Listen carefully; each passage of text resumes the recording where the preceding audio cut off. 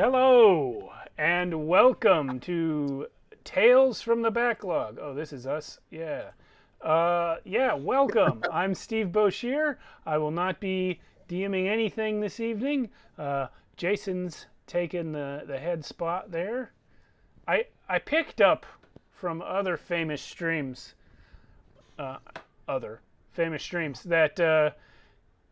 the game master has to be in the upper left, right? It's almost always that. The only exception would be like in the top center, but almost all of them upper left. It's like a visual cue. Anyway, that's why I swap it around when I'm not running it. But welcome. This is our Monday night stream, Tales from the Backlog, where we try out a rotating stable of games. And tonight, if you didn't see the image in the bottom corner there, we are playing Mörk Borg. There's the full cover. We have physical copies as well. This very incredible looking book. I've been wanting to play it for a while. Jason's been wanting to run it for a while. Kenny and Matt are also here. And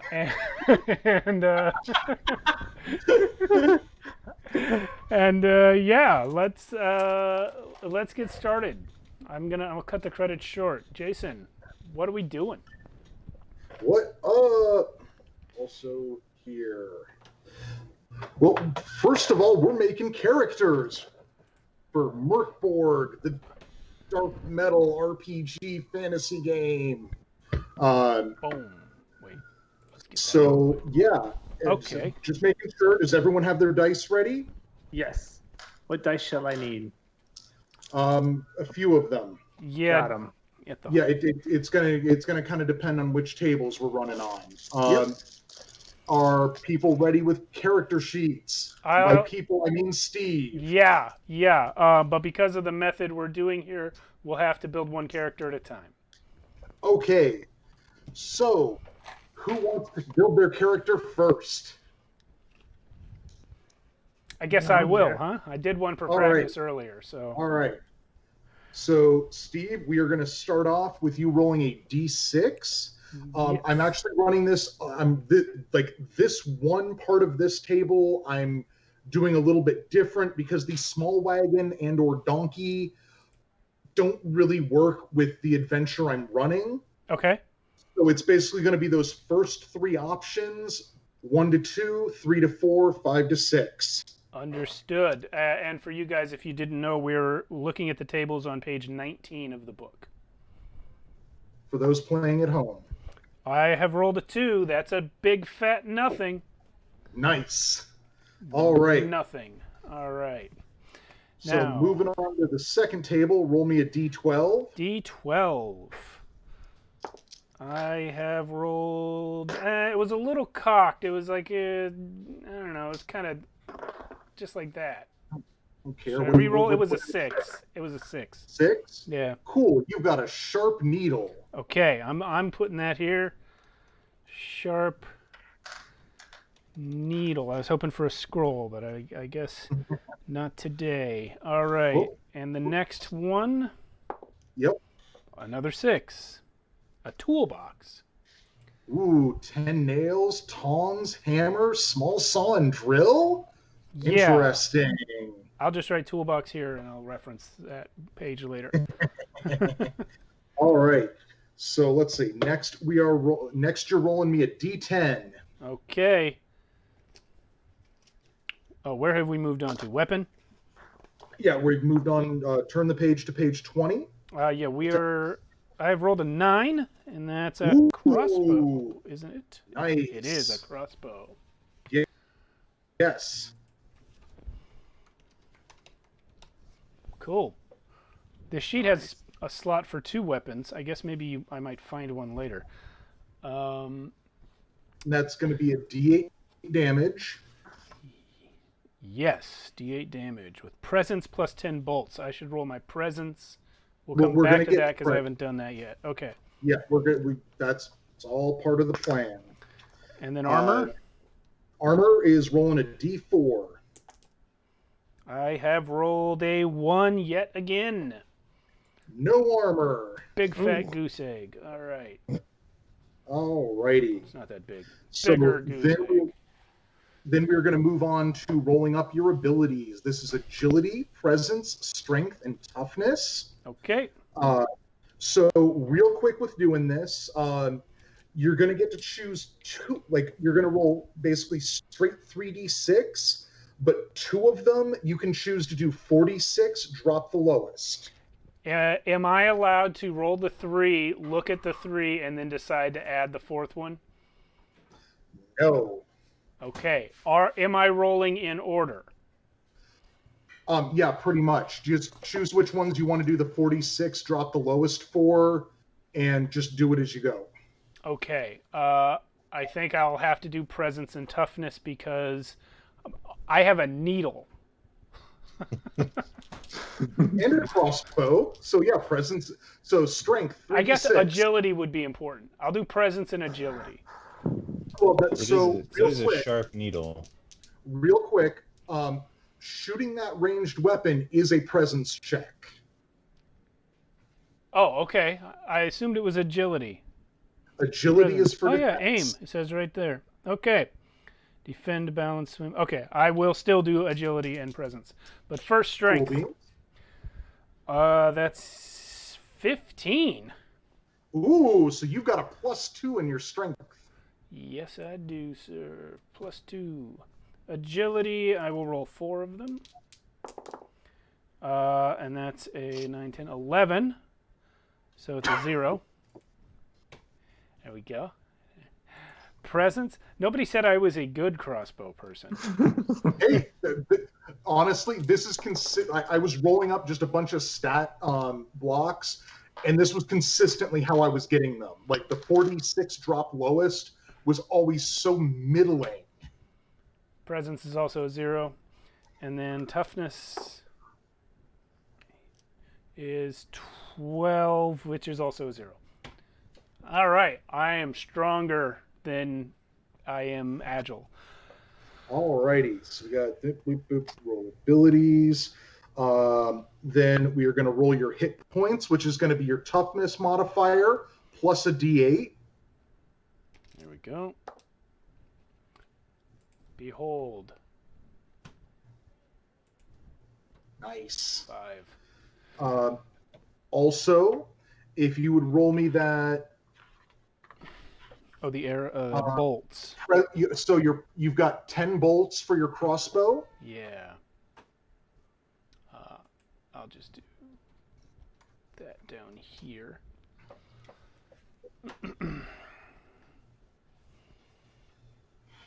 Now, something Steve wanted to add to this was doing some fun time, optional sort of things. So, Steve? Yeah, that's page... We are on page 39 now. Yeah, page 39.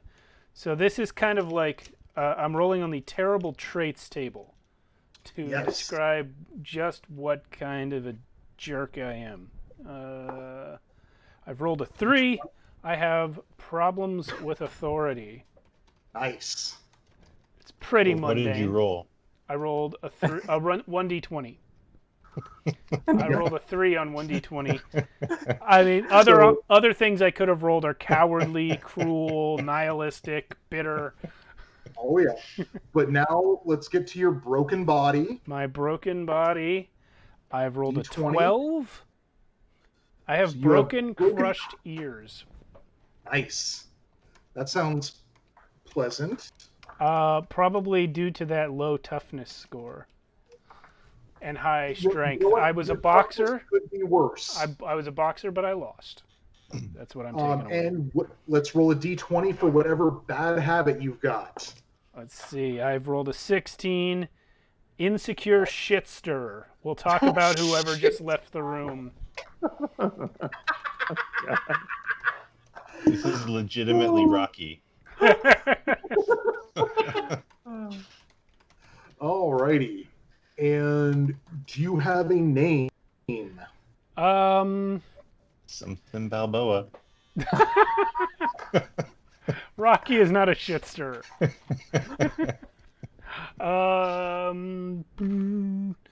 What do you think?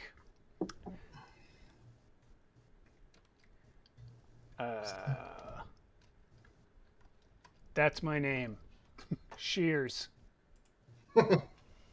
All right. Well, then let's go clockwise. I think I just overwrote the blank one. Whoops.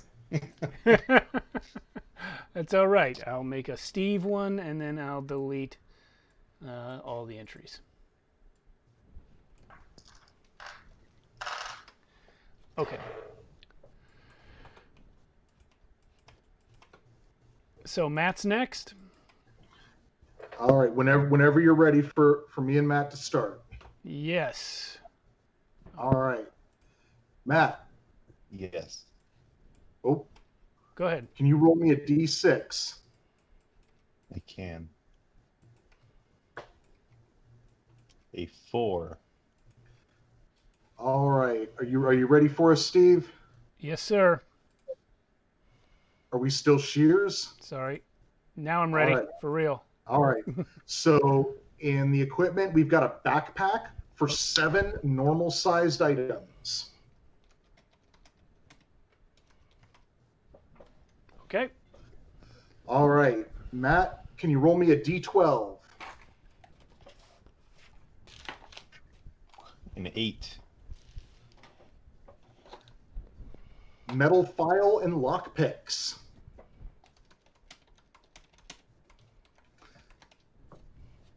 Can I get another D12? Can. A 12. Ooh. A tent. Oh my Yes. goodness, this guy's rich. I'll be your canteen boy. All right. Matt, D10.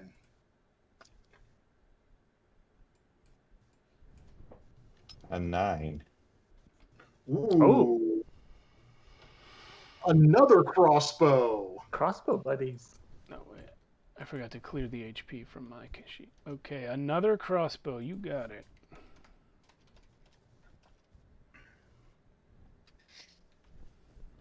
And Matt, can you roll me a D4?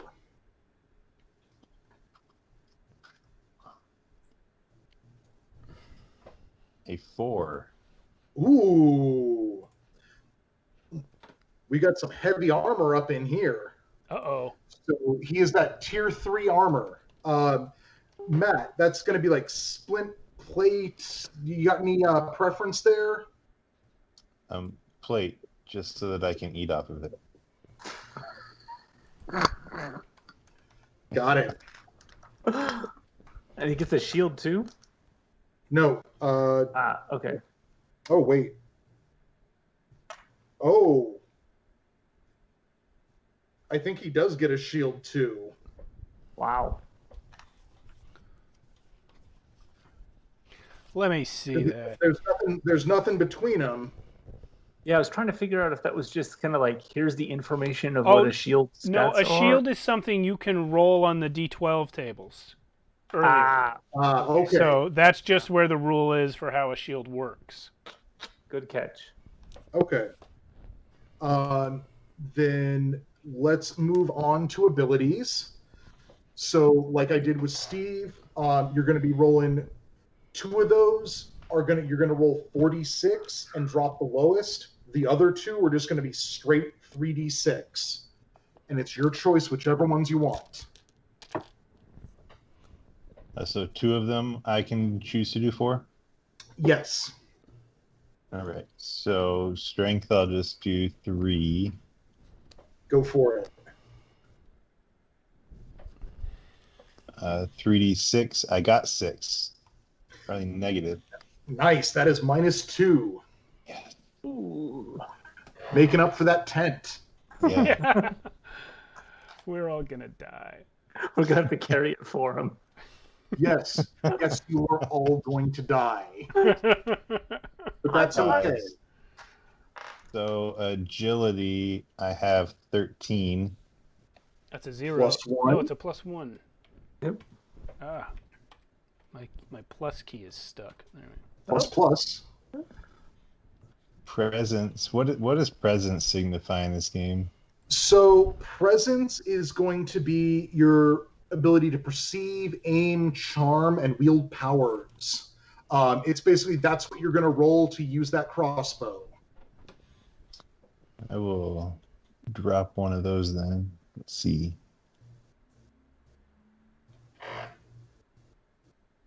A 14. +1. That's not bad. For toughness, we'll just go with 3. 14. Is that +1 or +2? +1. Man, that's a really good set of stats. Well, compared to mine. I mean, I think you've got him by one point. Yeah, because he got a -2 there. Yeah. Right, but I guess the other 3 all being +1. Yeah, it don't hurt. Yeah. Now, your hit points are going to be that toughness plus 1d8.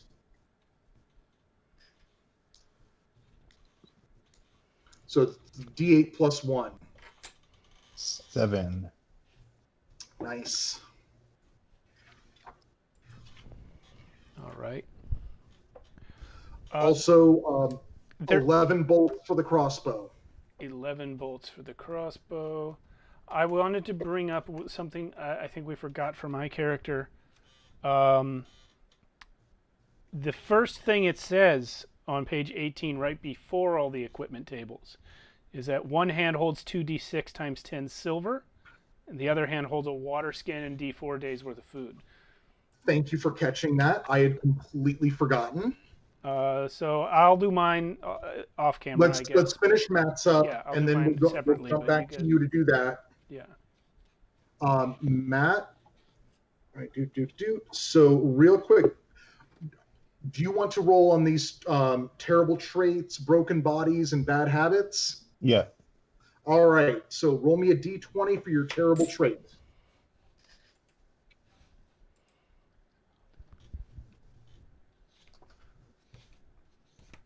17. Bitter.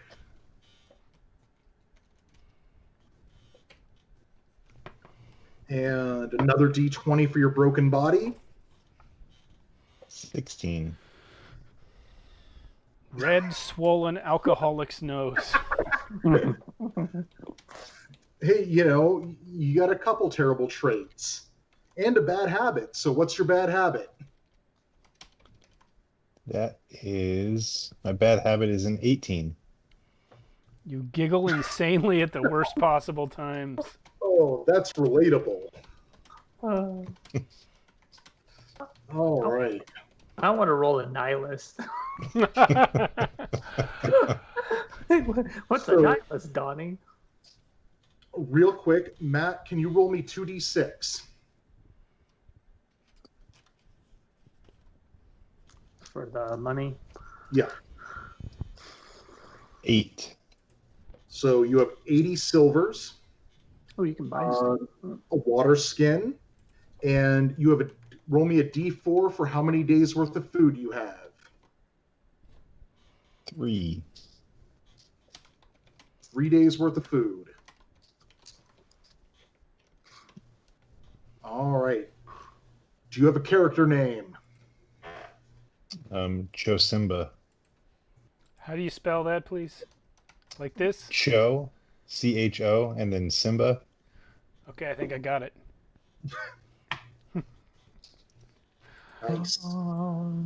Here, I'll hold the jar aloft like baby Simba. You're going to bring that lion and the king energy to this, right? That's right. Jungle animals looking for diamonds. Kung Pao. All right, Matt, your character sheet is in the Discord. All right. Steve, let's jump back to you. Okay, one moment. Let me update Matt's name tag. All right. Oh, mine's blank again. Not all of it. Yeah, I noticed that.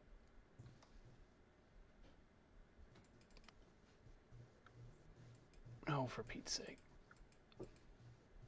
Well, Let's do Kenny's, and then I'll find that elsewhere. Okay.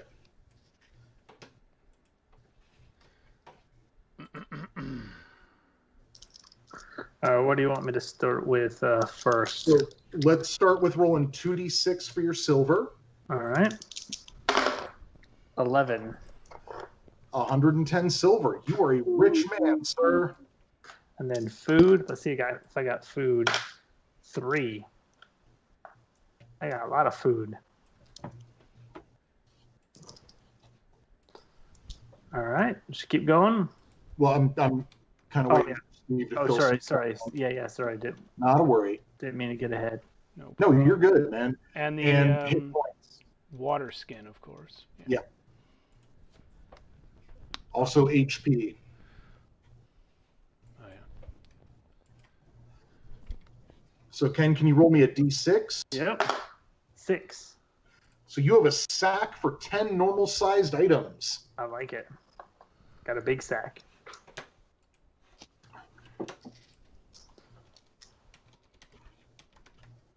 All right, D12. D12. 2. You've got presence +4 torches. I guess torch P +4 because we don't know your presence yet. Gotcha. Oh, gotcha. So whatever I roll for presence +4 is how many I get. Got it. All right. Give me another D12. Come on, baby. Papa wants a 2. I don't know what you get. 2. Oh! Sorry, Okay. I didn't know what Papa really wanted, but I said Papa just wants. No, I said you whatever. just got what Steve wanted. Ooh, what did I get? You get a sacred scroll, so let's fucking figure out what that's going to be. Scroll. Ken, can you roll me a D10? Yes, I may. 8. You have got hermetic scroll of hermetic step. All right. You can find all traps in your path. Oh, cool. Yeah, that's pretty good. That's how many times I can use that? Or it's based upon my presence. Got it. Yeah. Okay, cool. I can find Okay, traps. no, this is pretty great because now you're going to roll for your weapon. Roll a D6. Yeah, I saw if you get a scroll, you get hosed on equipment. Yeah. Not necessarily. 6. I mean, you could still get a sword. I did. I rolled a 6, Yeah. I think. Yeah, I know. Yay, I got a sword. All right. I got a sword. Pointy, stabby sword. And then a D4 for armor. No. D2 for armor. Ooh, well, I don't have a D2, so I'll roll the D4 and I'll tell you what it is, and we'll divide it by half. A 1. So No armor. No armor. I get a 0. You and Steve are the no armor boys. Yeah. Oh, it's fun. Yeah. Armor's expensive. I don't know how people afford it. Yeah. All right, so let's roll your abilities. Well, I do have money. I guess are we allowed to purchase stuff? I guess not. I don't know how that works. Not right now. Okay.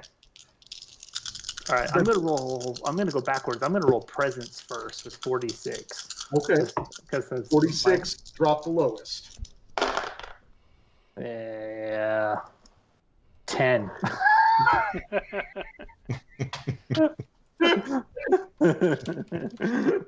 Yep, that fits. I'm gonna banish those dice.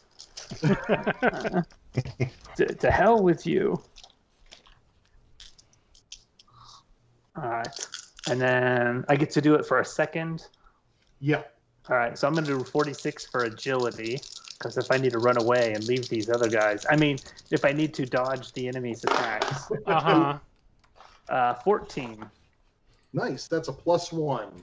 All right, and then it's 3d6 for the other 2, right? Yep. Watch, like I get an 18 now or some Like- shit like that on 3d6. Like, really? What'd you get? Did you Seven. get that 18? I got a 17. Nice. Wait, is this for strength or toughness? Strength. Okay. +3. Oh my goodness. And toughness? I watch. I'll get it. Yeah, I don't want to say. I don't want to give me toughness. 12. Still better than what I got. 0. Still better than the roll I got for the 46. Exactly. What is wrong with you? All right. Roll me a d8 for your hit points. All right. I watch now. I'll totally tank it. 1. Is it? Is it? Oh my gosh. Oh my goodness. Yes, we're gonna die. This right here, this is the good stuff. It really is. All right. So Ken, we're gonna get you some terrible traits, some broken body, and a bad habit. Okay. Roll me a d20. All right, D20. Let me get my D20. All right. 14. Suspicious. Ooh, I'm suspicious. Does that mean I'm suspicious looking or I'm suspicious of other people? I think I'm suspicious of other people. Right? Oh. Or Yeah, it's a character trait, right? So it's you being suspicious of others, I think. All right. Yeah. Although Also, I've been doing this wrong. Oh, what's that? Roll again. Oh, there's 2. Oh, yeah. Roll twice. Uh-oh. I'm Know that. I'm suspicious with an inferiority complex. Nice. I guess that's the result of my 1 hit point. Roll me another d20 for your broken body. All right. Let's get something good. 8. Hauntingly beautiful, unnervingly clean. So what? Yeah, sure. That fits. Yeah, that makes sense. I'm beautiful and I have an inferiority complex. Everyone else is so ugly, you just feel like you don't fit in. It's like, that what is it with models, right? They have that body sort of self-consciousness. Body dysmorph. Yeah. Yeah. Give me another d20 for your bad habit. Oh, I so want 14. 2. Won't use a blade without testing it on your own flesh. Despite You do your have a sword.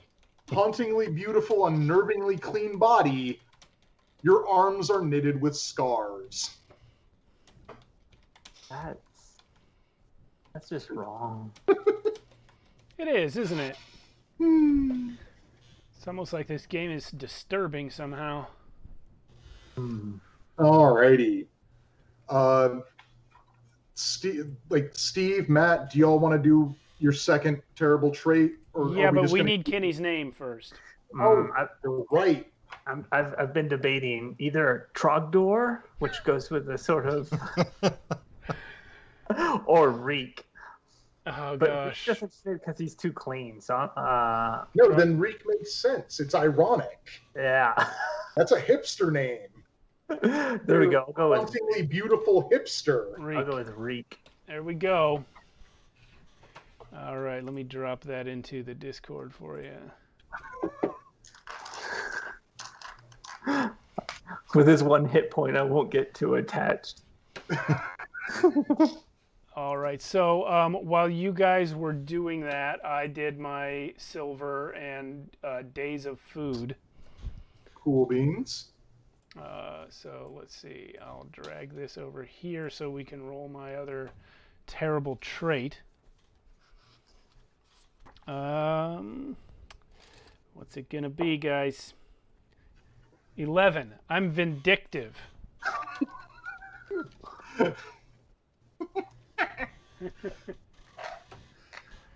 Oh, it's good times. And here's Chosimba. Chosimba, D20. I rolled a 1. Endlessly aggravated. And what was Chosimba's first one? Bitter. Bitter. And endlessly aggravated. It's getting a bit redundant there. Oh, beans. All right. Some good stuff there. So before you all wake up, I'm going to do a quick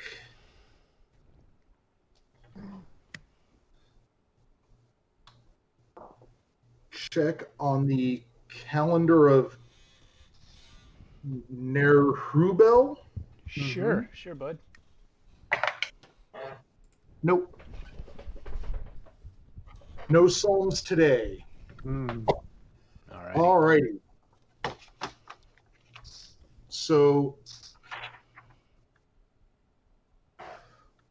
are y'all ready? Yes, Are y'all sir. ready for this? Yes. All right. Well, you all have woken up, and it is pitch black for all three of you. You try to move around, but there's something you can move. Your arms don't, like, your arms and your legs don't feel restrained, but your whole body just feels closed in. Like you can't turn over. Like you can't really move your arms that much. What are you doing? Open my eyes, please. You open your eyes, and you attempt to open your eyes, but you realize they are already open. Oh, well, that hurts. What do I see? I see nothing? Yeah, it is pitch black. Okay. And can we feel anything? Can we feel our extremities at all? Yeah, everything feels like it's there, at least as much as it normally would be. As if you're feeling around, you feel like you're encased in a wooden box of some stripe. Are either of the other characters on my person? No. Okay. The box. I mean, you were all feeling this, and basically you can't really feel too much above your head because you can't get your arm that far. You can't, if you kick your feet, you just hear it pretty much the same. If your hands move a little bit, there's wooden box to either side. Okay, well, required to try and break out. Ah, we're being raided. Oh, Thanks for coming, Goblin Cave TV and friends. Thanks for the raid. Good to see you Heyo. guys. Come to share the love. Ah, your hearts are warm and fresh, just like ours. I think. yes. All right. All So, right. Can I break Shear, out? Yeah. are you going to attempt to break out? Yes, I have a +2 strength. It's the only Okay. thing I can do. Okay, well, no, you're not even rolling for it. You kind of start pounding on that wood or how are you attempting to break out? So, what I took from your description is my arms are stopped by the sides of the box. They're not tied or anything. No. Okay. So, step one. This is gonna be a step-by-step process. Step one will be to simply push up and see if I can open the lid. So you're going to fit your arms and do something like that? Yeah, just if I can. Okay. No, so you're pushing, it's giving you some resistance, and you hear you all hear a loud creaking of the nails, the rusty nails, as Shears just and shoves the lid off his coffin. Cool. It opened. Yes. I did not expect that, honestly. Good. You give a quick look around, and you are in just a pit of the pit. You are met with just a repugnant smell. Just corpses, corpses in various states of decay are just everywhere.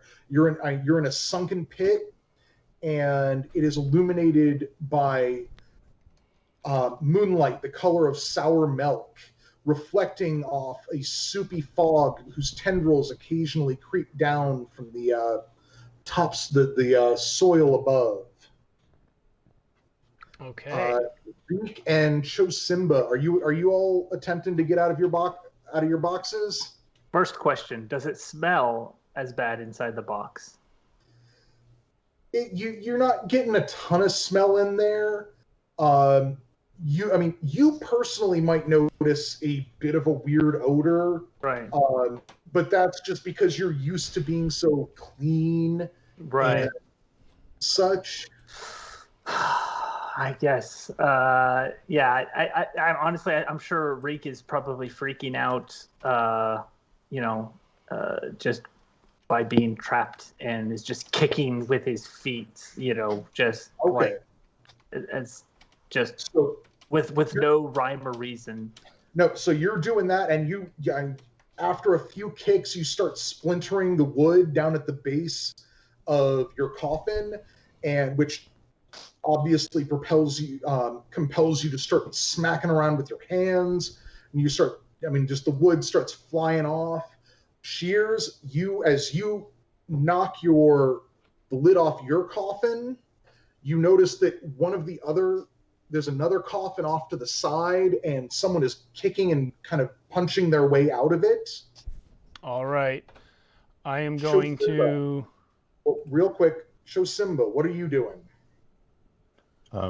I am weak, so I'm just doing every stupid thing you could do to try to get out. So headbutting, just moving awkwardly. All right. Shears, how are you reacting? So that's off to one side. There's someone busting out of another coffin, and kind of across from you, you can kind of hear someone seems to be kind of futilely struggling within one of the other coffins. All right. Well, I'm gonna climb out. All of my gear is on me. If you want to start picking up gear, essentially the gear that you've rolled up is basically going to be what's either on you or immediately nearby. Okay. It's going to be what you're able to scrounge up. All right. From your immediate surroundings. I will do that before I open the boxes. I will scrounge up whatever I can, including a toolbox from which I will take a hammer. All right. So while you're scrounging stuff up, Reek, you have just splintered the lid on your coffin. You look out, you get a face full of dead body smell. Oh. And off to one side, you see another person who has just climbed out of their coffin and is rooting around nearby, just grabbing stuff. You also hear someone off to the other side of you who seems to be who's futilely struggling in their box. Well, first, I sort of whip my hair around in its hauntingly sort of beautiful, Fabio-esque maneuver. But then I'm immediately, concerned by who these other people are. Especially I'm more concerned about this figure who's rooting around.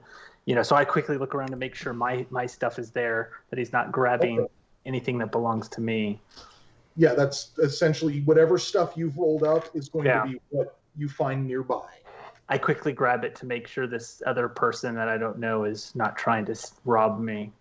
Okay. As soon as we are both adequately geared up that we could do each other harm, I'm going to, without saying a word, carefully approach the other box that seems to have someone in it. And I will raise the hammer in case I need to crush a skull. And then I will use my other hand and try to pry the box open to help out whoever's in there. Well, I imagine that I'm going to get the same smell. Oh yeah, that's it. It smells like rotten corpses out here. So I'm going to I'm gonna throw up all over Steve. Well, real quick, Shears. Yeah.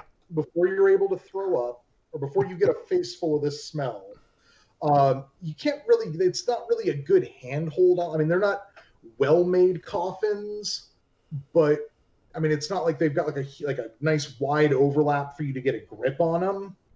Okay, well then what I will do instead is lean back and do a front kick with my heel straight into the lid of the box. If the lid comes off, fine. If the coffin falls off of whatever it's sitting on, fine. Well, so the coffin is basically just sitting on a pile of bodies. Oh, okay, that's still fine. As well as both of yours.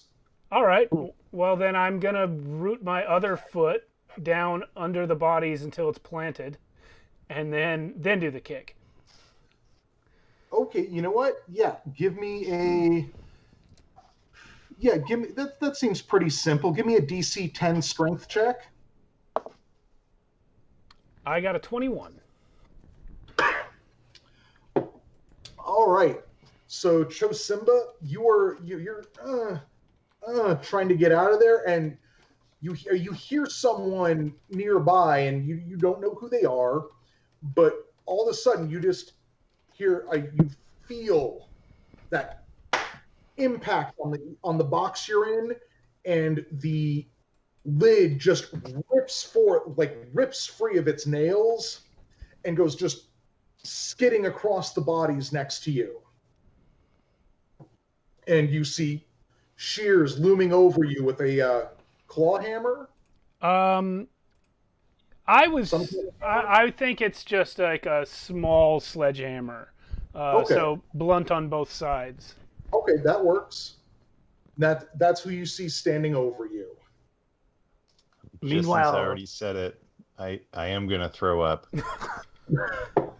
Were you gonna throw up on your nice? I'm assuming you're wearing your armor, that you were buried in that. I'm gonna throw up on Shears, just because it's projectile, and then I'll get out of the coffin, which I imagine has been just obliterated, and I'll just pick up whatever is left over that the other two guys didn't get, which happens to be some really nice armor and somehow more ammo than they were able to get. I didn't notice the armor, and I'm mad that he got it. Well, no, he was buried in that armor. Oh, okay. And Chosimba, can you give me a quick presence check? Yeah. I am assuming that's a D20. It is a D20, and I'm going to say normal, so DC 12. Well, I got a 10, so. Well, you miss Shears a bit with that vomit. Okay. A bit. It just kind of splatters nearby, but it's hard to aim that kind of thing. Some of it probably got on my pants. Well, I mean, there was splatter, but Yeah. Yeah. But like, who doesn't have vomit on their clothes? Well, while Reek is clearly more stronger than Shears, Reek is kind of watching in awe the sheer might that Shears displayed. But at the same time, he's really concerned, like, am I dead? So he pulls out his sword and just just does a slice on his arm to make sure he actually bleeds. Okay. Does he bleed? Yes, you bleed. I'm gonna turn and look at you as you pull out your sword, and then watch you cut your arm and just go, "What the fuck are you doing?" We're alive. Yeah, I noticed that when we got up and moved around. Oh. You never know. Are you sick or what? This is to Chosimba. You guys don't smell that? It's awful. It reeks. Yep, you called my name? Excuse me? My name is Reek. Oh, I was just saying that it smells. Is that you?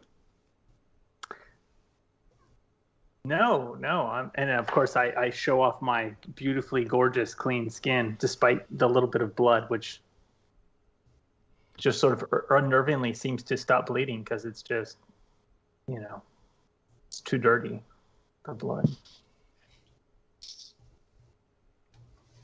Is there any way out that we can see? Alrighty. So what you see around you, other than the pit, is... There we go. Can we... So, I mean, you all aren't stupid. Not stupid. You get the sense that you get the idea that you were in an immense, obviously you were in an immense cemetery, older and greater than memory, graven tusk. It sits in Sarkash like a festering scab. To the east, the Shadow King's manse looms always, impossibly equidistant. Although abandoned since the palace's ruination, bodies somehow keep finding their way inside, all the while living an unliving attempt to claw their way out. So what you see around you, if you look out of the pit, is just dark graveyard, mist, just thick mist everywhere. To the west is a sort of ruined, dilapidated tunnel. And obviously all around you are dead bodies.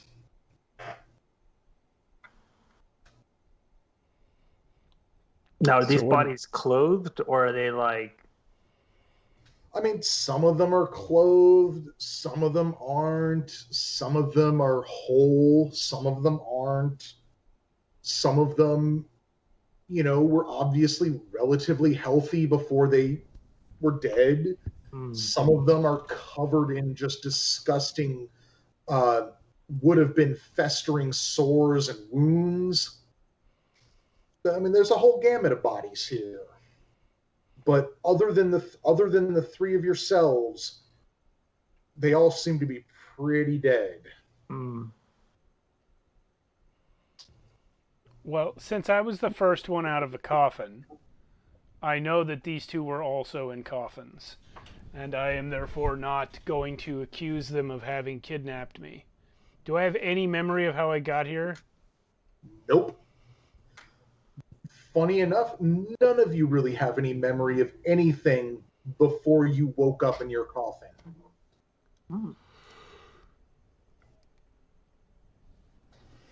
Interesting. So this whole land is unfamiliar to me. Like it's you have knowledge, like you know what things are. If you think about like what Graven Tusk is, or the Shadow King, you have an idea of what those things are, but you have no memory of who you are. Well, that's always fun. Well, Reek will go and start looking at like the least disgusting body that's the most clothed, kind of kick it, and see if he hears the rattle of any loose change. Shears and Chosimba, are either of you both looking to loot and defile the dead? Yeah, obviously. All right, give me Reek and Shears. Give me D6 rolls. 6. What about Chosimba there? Yeah, I will participate when I see what they're doing. Well, you're only going to get to roll twice. Okay, I've rolled a 2. All right. So, Reek, you find a rather plain-looking locked box. Not like locked like you can't get it open, but locked like it's trying to, like, whoever designed it didn't want it to just come open on its own. When you open it up to look in, do you open it up to look inside? Of course. Cool. Inside is a white powder. Ooh. Give me a D6 roll. Okay. 2. Cool. It looks like there's enough. If you ingested this somehow, like there'd be about enough for 2 doses. Okay. And if you do use this, you win the next initiative roll automatically. Ooh. All right. Cheers. You got a 2? Yes, that's correct. Cool. Roll me a d4. Another 2. All right. So you're rooting through bodies and you find a pouch that contains about two seemingly edible rations of dried meat. Okay. And despite looking more, because I'm assuming you found some cool stuff and you're going to keep looking, there is nothing else here. Mm-hmm. Just a lot of dead bodies. So, except for a box of some cocaine and some corpse meat. Yeah. All right. I shall save my lockbox of white powder that makes me go fast for a later use. I'm genuinely happy you got that. That's right. I read that and I was like, wait a minute. I get it. Yeah. All right. Well, what are y'all doing now? Seems like you've kind of looted the place. Yeah.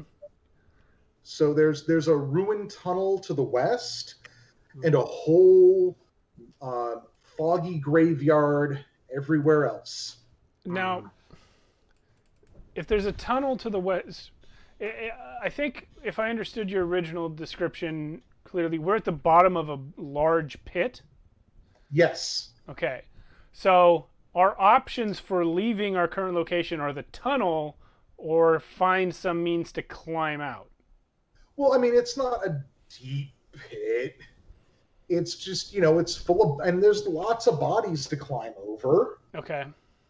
Yeah, there's probably you've probably found a couple other coffins in there, probably caskets more than coffins, that you could stack up and use to climb out. Oh. I am grabbing something just for the map in case we need it. Sorry, I didn't mean to cover everyone's face.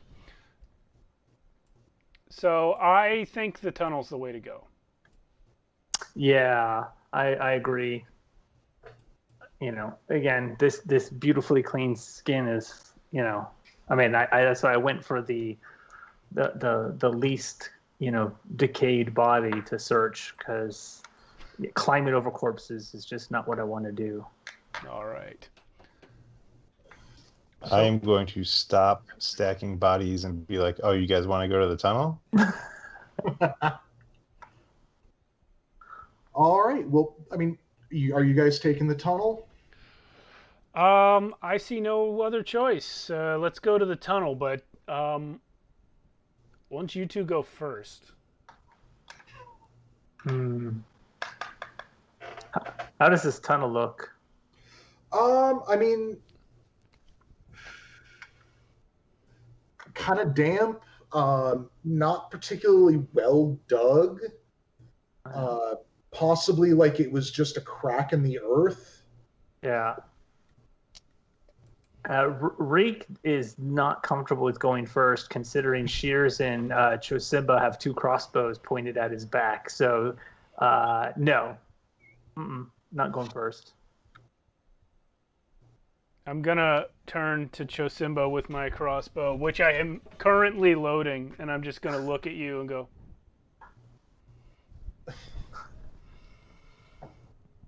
I'm gonna go on ahead, but I'm gonna point out to him that I have more ammo and armor than he does. But he might want to hold on to those bolts. Thanks for the advice. And Reek will walk side by side Shears, because he doesn't want to be in front of him. How far apart can we be and still be side by side in this tunnel? You can pretty much be side by side, but you're gonna have to get pretty cozy with each other doing so. Okay. How cozy are you willing to get?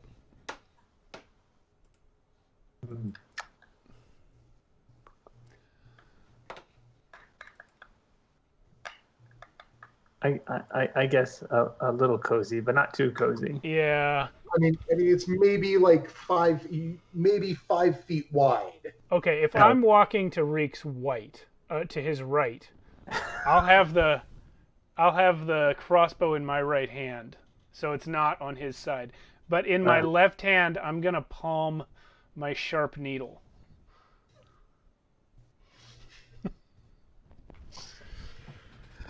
Oh, good times. How did you guys get in the coffins?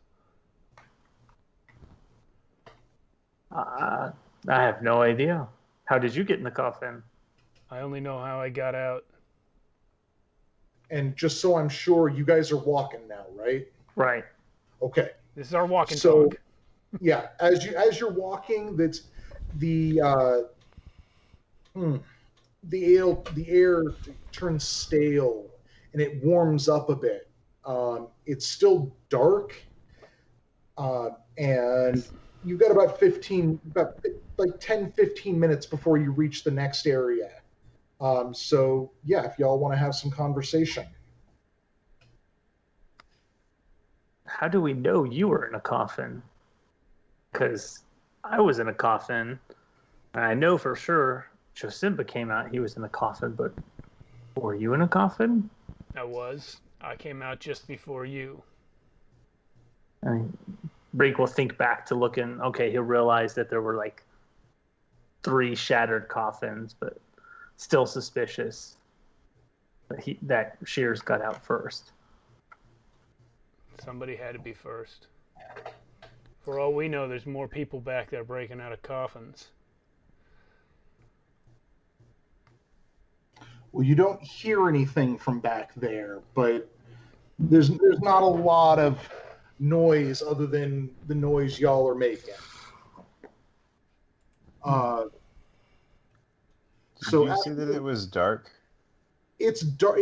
There is still moonlight, just some pale moonlight filtering in from above, through just roots and dirt.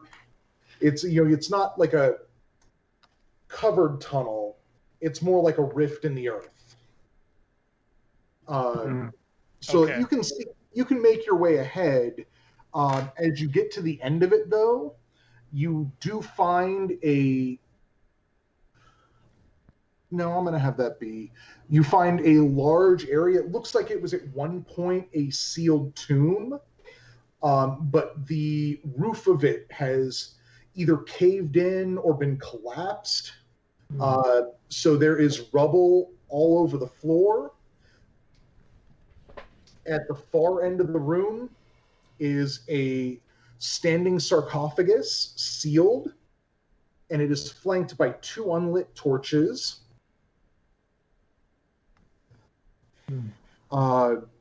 You also notice that there are tunnels leading north and south. And we were heading west, right? So now it's north and south. Okay. So on the west wall of the room is just a large standing sarcophagus. And to the north and south are other tunnels, although these tunnels are enclosed, so they are going to be very dark. Now this tomb, just kind of, I'm envisioning like a sort of like a New Orleans, above ground structure. Does it have like a gate? Oh no, this looks like it was at one point an underground structure. Oh, okay. But the stone roof is collapsed in on it. Oh, gotcha. So we're like looking down into the hole then? No, you are looking. Oh, because we're in the tunnel. Gotcha. I see. Yeah, you're looking into the room, but the roof above has collapsed, so the moonlight is getting in, and you can see around. Gotcha. I got it now. Okay, no worries. Well, there's enough light that we don't need torches just yet, but having maybe a couple of extra torches couldn't hurt.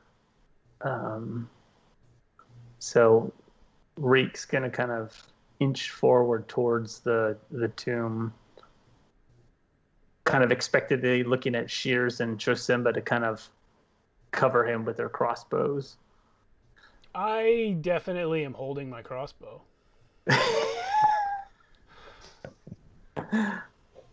I'm sure you're not going to get any of my cocaine then. As soon as Reek is inside the tomb, I'm going to turn to Chosimba and say, "What's with that guy?"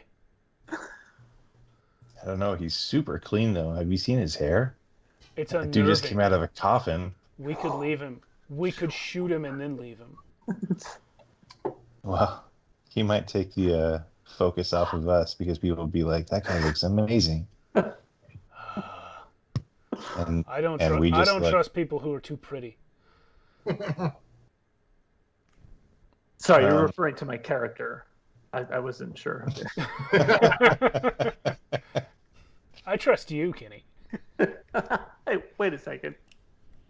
Is there any, like you said that the sarcophagus was sealed? Yes. There is an obvious...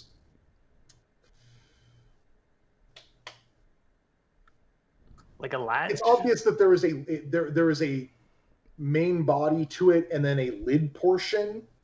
The lid being in front as opposed to on top. But it's like all stone and it looks pretty heavy.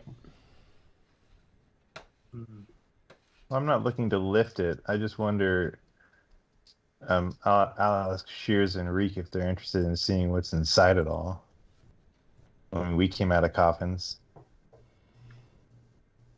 Well, Reek's approaching to at least grab the torches. But yeah, he'll have an eye on as he inches forward, he has an eye on the sarcophagus to watch out for movement, to watch out for, sound, smell. Is there any way we could perceive if there's some kind of trap set with the torches? Well, yes, you have a very easy way to discover that. But B, Reek, can you give me a D8 roll? Sure. Our easy way to discover that is to watch Reek.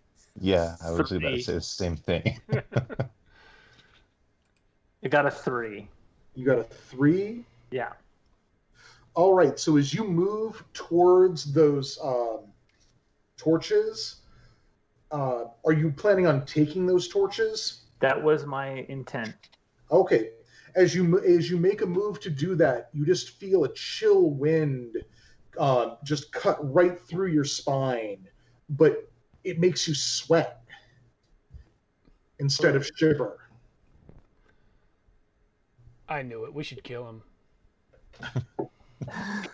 Why is he sweating all of a sudden? And shivering? It doesn't make any sense. No, he's not shivering.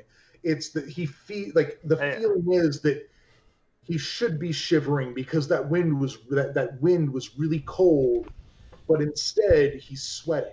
So we don't feel the wind? Yeah, did we not feel the wind? Nope. So we just saw his hair blow. We just saw like the flowing mane. Yep. And so I'm inside the tomb, I imagine, where the torches are, right? Yes.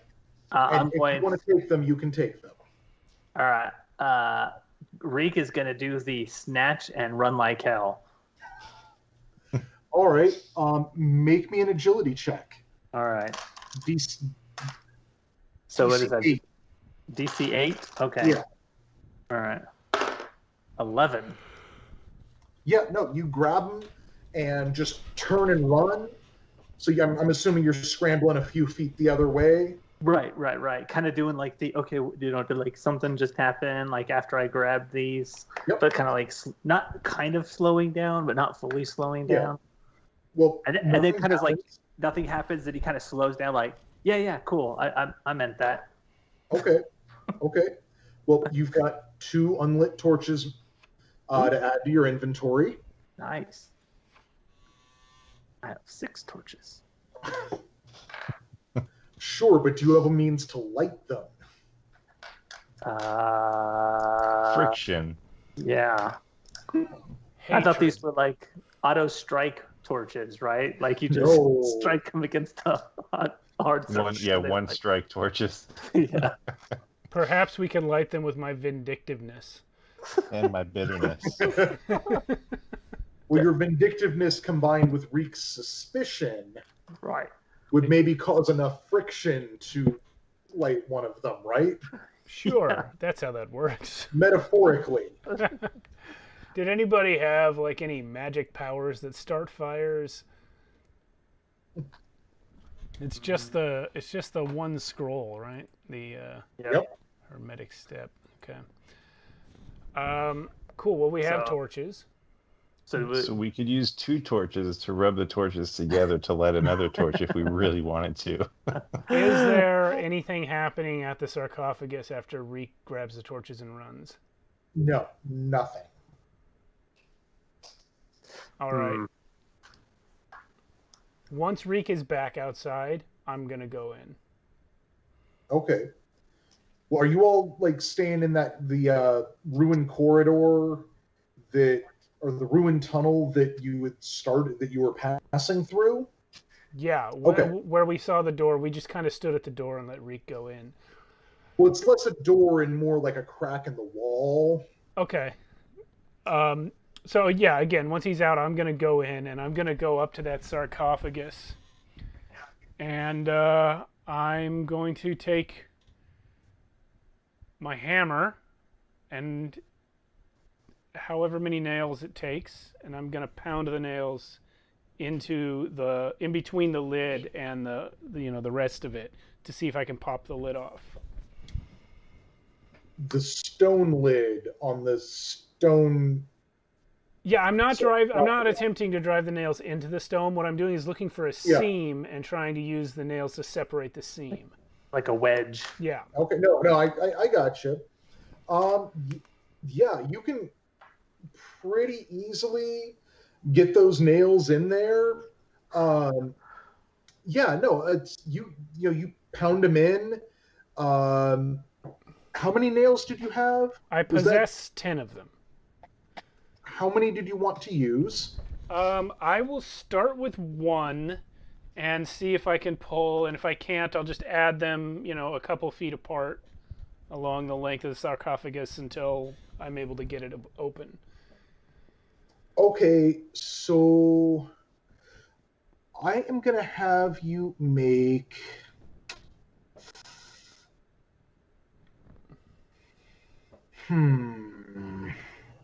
Sorry, I'm attempting to figure out how I want to adjudicate what I want to do here. No worries. By the way, at this time, Reek is edging towards the northern exit. So, like, whatever comes out of this, he's going to leave Shears at the first possible minute. As it should. Okay. Well, just to remind you, that northern exit is pretty pitch black. Oh, that's right. That's not the northern and southern exits are not rifts in the earth. They are actual like dug. The southernmost, from just a glance, looks like it's a little more well constructed, but they are both holes in the earth. Never mind. Towards the crack, then. Okay. Back the way we came. Yeah. Okay. So, Shears, give me a strength check. Okay. Well, sir, that's a crit fail. Okay. Yeah. So 3 total. Yeah. Wait, what? 3 total. 1 with +2 strength. So it's a failure. Oh, okay. Yeah. So yeah, at that point, I mean, roll me a d4. Oakley dokley. 4. I'm sorry. So you're pounding nails in, and it feels like it's moving. Like, I mean, it's not moving like this. It's moving like this. Sure. It's moving a little bit open for each nail, but this lid feels fucking heavy. And on the fourth nail, the head of your hammer breaks off. Oh. Okay. I'm gonna start giggling insanely at this point.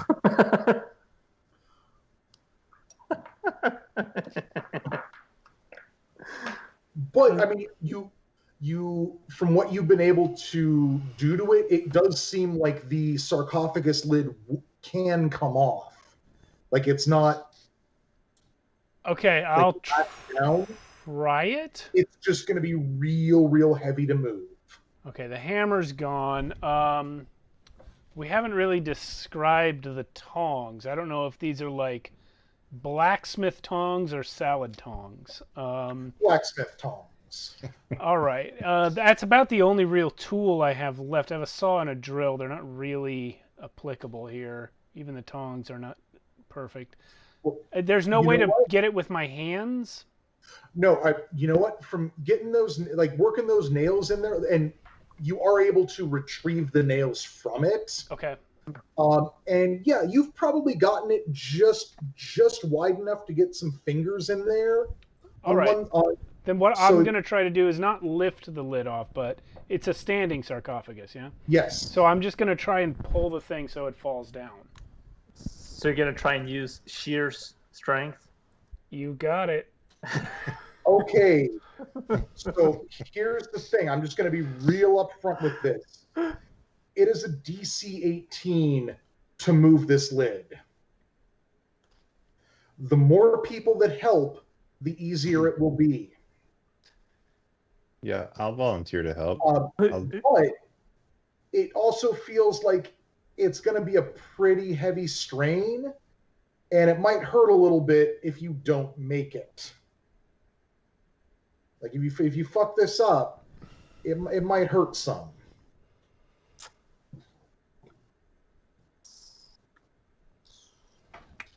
So if Shears is going to try to open the sarcophagus, then I'll just stand behind him and just pull on him so that I'm out of the way of damage.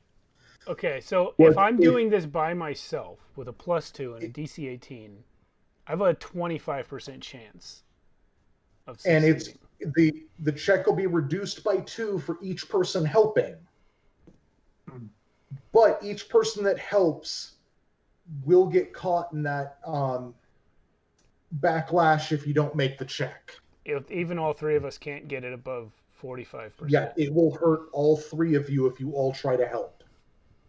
Well, in character, Shears is definitely going to pull this thing and glare at Chosimba, and I don't know if I can still see Reek, but I'll glare at both of you if I can see you, until trying to make you come help. Right. I'm gonna grumble. Look at this thing. Whoever was in here had money. I'll bet you there's something good inside. Is there, Reek's going to look around, because clearly, even though he is stronger than Shears, he doesn't feel like he really is, right? He thinks that Shears is stronger, so he's like, well, I don't know if I could really help. And so he's going to kind of look around to see if there's any sort of wood or beam or something, metal, that we can maybe use to get some leverage. I mean, other than Shears' shattered hammer on the ground. Oh no, it's not. It's not on the ground. Oh, you grabbed it? My inventory now says broken hammer. Yeah. Ah, okay. Well, could you use that as some kind of lever then? Could you use that as well? It's like using a brick as a lever. Yeah, gotcha. There's nothing large. No, there's nothing really leverage-ish here. Well, so just you know what? Technically, I think y'all got 3 things between you that are kind of leverage-ish. I have a sword. You have a sword and 2 crossbows. Yeah. Well, just for rule's sake, how does the scroll work? Like, what's okay to use it? I just want to make sure I was reading that right. Can I kill myself with using the scroll? I think you can. Oh, that's great. I mean, obviously, Right. you can. Yeah, because so to use it, you have to make a presence DR12 test. Okay. And failure means the power it doesn't work and the caster takes D2 HP damage, becomes dizzy for an hour, and cannot use powers during that time. But 1d2 means I'm dead. Yeah. So Yeah. If you fail to cast that scroll, you're dead. Well, D anything would at the very least make you broken. Right. Okay. Is that how? Reduced to 0 HP, and you most likely die, but maybe not. So the question is, do I die trying to help open this tomb, or do I die trying to check if there's any traps? I think you stay outside. I mean, that's what I would do. Yeah. I'm too suspicious that there's a trap here, but I'm unwilling to use. Again, I don't know these guys well enough. I'm gonna stand back and watch what happens. All right, Chosimba, are you helping me? Yeah, I'll help you. All right. So Shears, give me a DC 18 strength check. Or you know what? Give me a DC 16 strength check. I rolled a 16. 14 on the dice. Nice. Oh, nice. Yeah. Nice. I was going to get all excited and be like, "Oh, you would have made that anyway." No, I wouldn't have. No. Well, all right. Yeah. No. You strain, but manageably, and you get that coffin lid, just that sarcophagus lid, just and it's like stone on stone scraping against the floor as you pull it away, and that final pull to get it free, it just boom and shatters on the floor. I mean, more rubble on the floor because it needs it. But inside, a man's odorless corpse in near perfect condition, wearing fine silk clothes, his skin waxy. I will search him. Waxy skin. How do you want to search him? Like airport frisk. To start with, so, I am gonna take the silk clothing though. So I'm not gonna shy away from this. I'm robbing the body.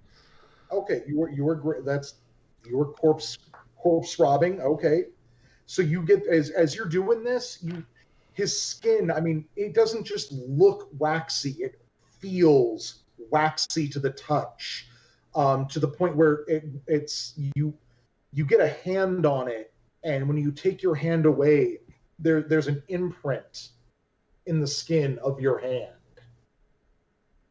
Oh, that's weird. Do I discover anything besides the fantastic rich man's clothing? Well, are you doing anything else? Are you just gonna pat him down? No. If I don't find anything in the pat down, I will just proceed to strip him. Well, I mean, you've got his clothes off.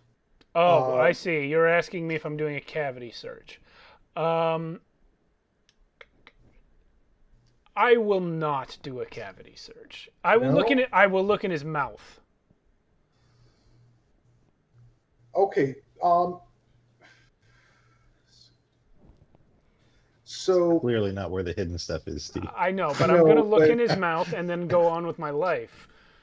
Yeah. So are you going to actually pry his mouth open? If possible, yes.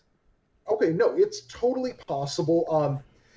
I mean, his skin is not just like it is like dough. It's like bread dough, like the texture of it. And can I? Never mind. Pardon? Never mind. I was gonna be ridiculous. Go on. No, what were you gonna? What ridiculous were you gonna be? If his skin is like bread dough, can I shape him to look like Reek? Give me a DC 16 agility check. No, I can't. It's a 5.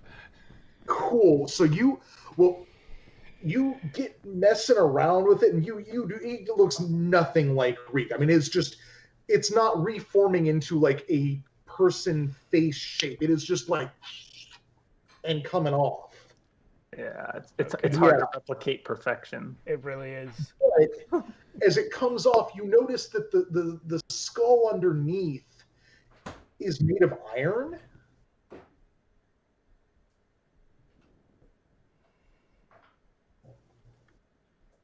When I stripped him, I assume I had to move his body. Was he too heavy? He didn't seem particular. He seemed a little heavy, but I mean, dead bodies, rigor mortis. Okay. Well, I'll finish what I was gonna do and pry his jaws open. Oh yeah, you get his jaw. I mean, it's really easy to get his jaw open now. Okay.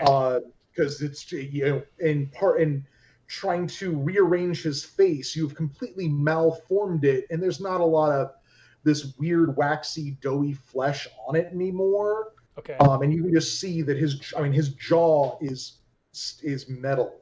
The teeth are all metal, but inset like they were actual teeth. But there's nothing in the mouth. I mean, there's a waxy doughy tongue. All right. I'm gonna keep peeling off the waxy flesh and see if it's just the skull or if his whole skeleton is metal. Okay, so you're doing this, guy. Chosimba, Reek. How are you reacting? Shears is literally ripping flesh off of this corpse, and it's coming off real easy, but still. Reek has his box, and he's, kind of, tasting it, trying to figure out what this powder does, and just ready to snort it in case something goes down. Because doesn't seem to do anything, does it, guys? Yeah, he's suspicious, a little jumpy. Chosimba, how are you reacting to this? Well, at first I was just confused, and then as Shears started to like mangle with him and move the flesh and stuff, I look at Reek and I say, "Hey, that kind of looks like you." Oh. And then Reek actually kind of is worried that it does look like him, even though he is absolutely gorgeous. Fantastic. Cool. So yeah, Shears, you were able. You just keep like I'm assuming you're just going to keep pulling flesh until you find skeleton that is not metal. Yeah, but I'm gonna go slowly because not slowly, but I'm gonna go systematically because what I want to do is if it is just his skull and if the skull comes away from the neck, I've got a cool metal skull that I can just take. So that's what I'm thinking right now. But if I can take a full metal skeleton, you're scooping and gooping, and yeah, you get down to his spine, and yeah, his spine made of steel. You start peeling away chunks of this goopy, waxy flesh. Shoulder blades, steel. Collarbones, steel. At that point, I mean, are you going to go to the arms or the chest?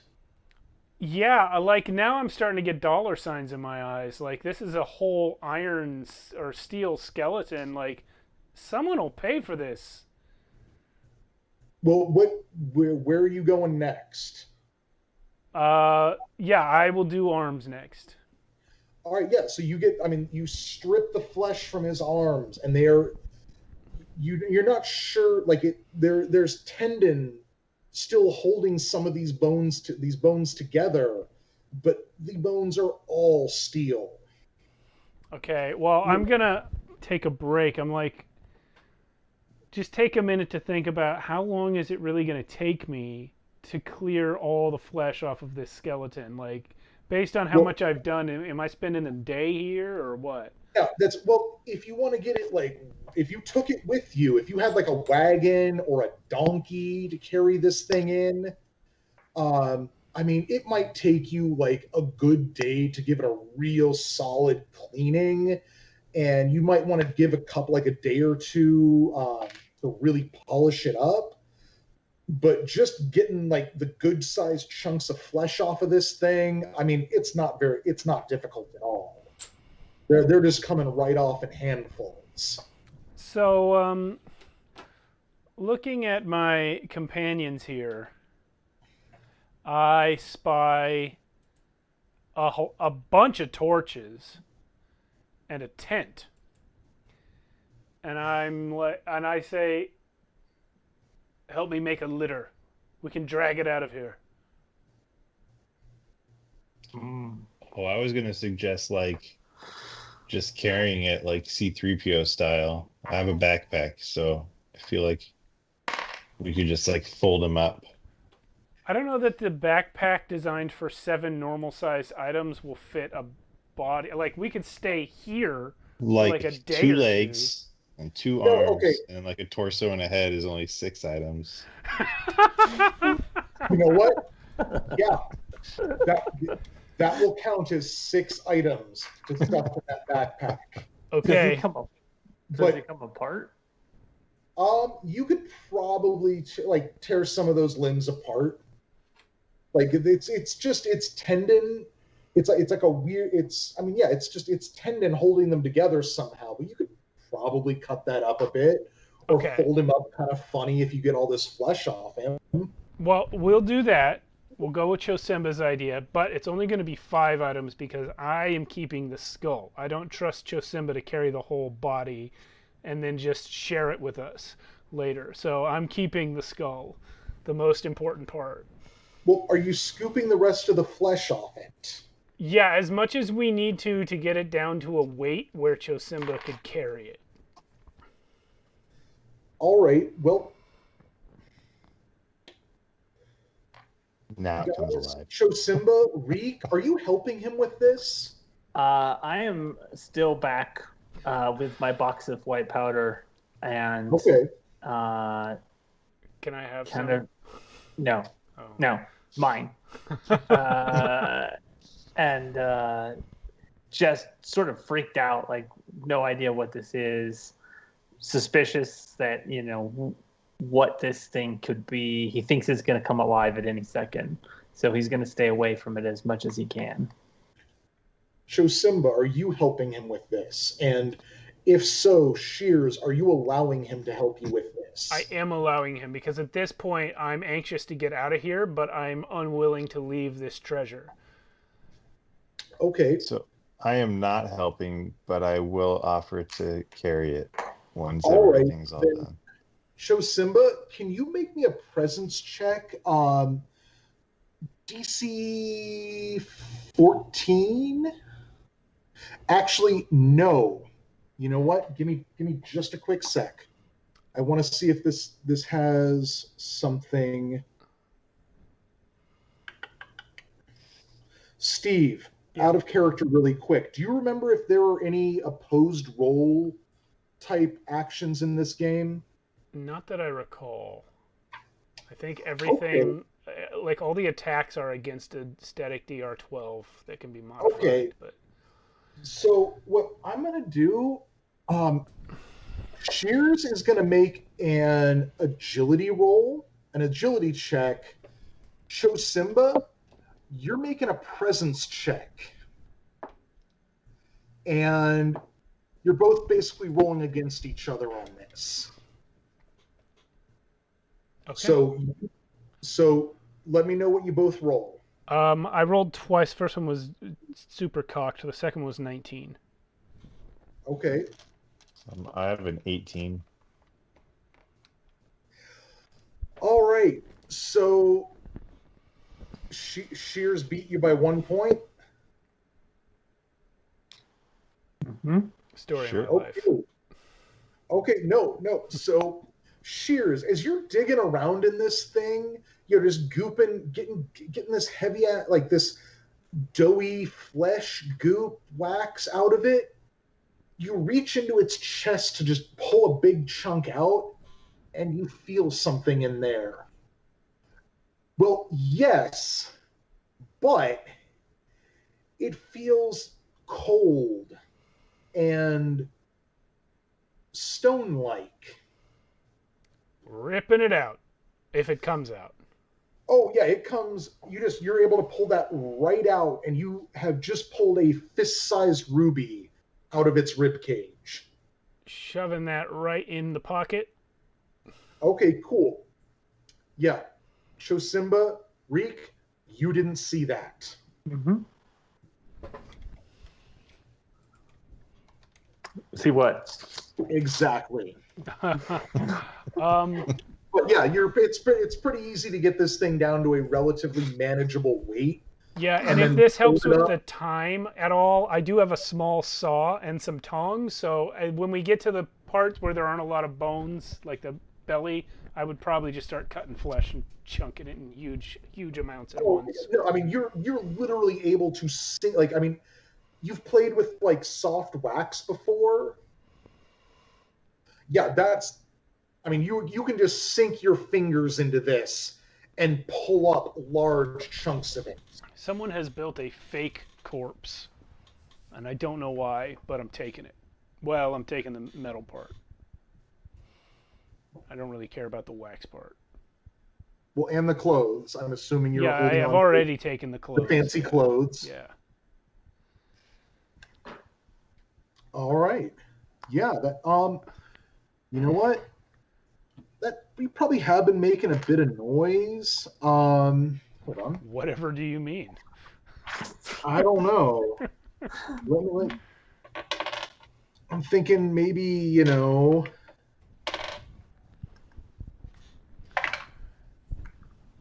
Is it really that noisy to like knead dough?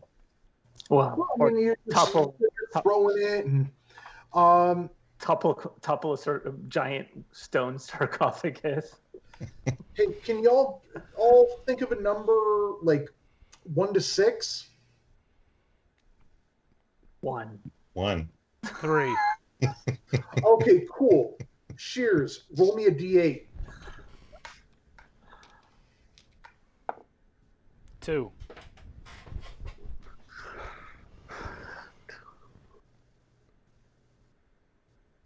Fuck you. If you need 10 minutes, this is break time. No, it's so just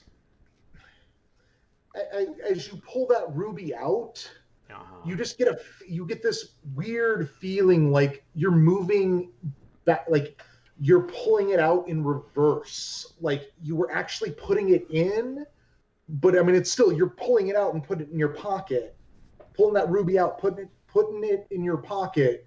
It just feels like you did that in reverse.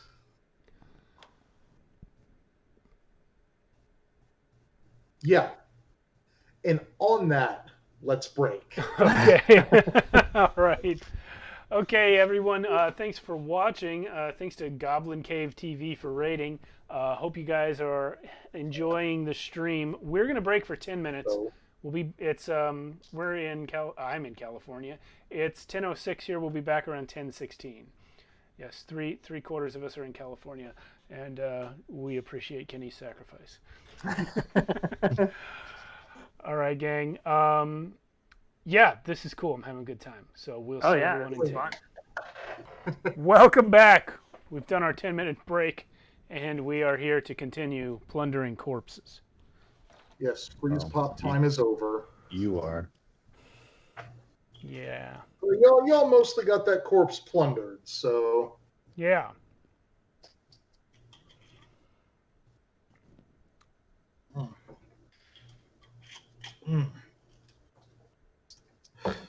So yeah, you've got Chosimba, you've got a backpack full of metal corpse.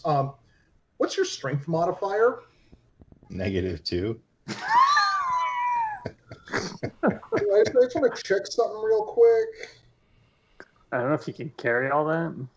Yeah. The equipment is strength plus 8 items. It's very it's not based on poundage, it's abstract. Yeah, so how much other stuff do you have, Chosimba? A water skin, a tent, a metal file, and lockpicks, a backpack for 7 items, 3 days worth of food, and some bolts. Yeah, I know. You're kind of already carrying too much, aren't you? Yeah, you can fit this in your backpack and you can carry it, but you're gonna have to drop a few things to do so. I don't know where to find it in the rule book, but it happens to say on the character sheet we found, which is not official. It comes from polyhedral nonsense on the internet, but it says on the character sheet that if you're over your max carry weight, it's DR +2 on all agility or strength tests.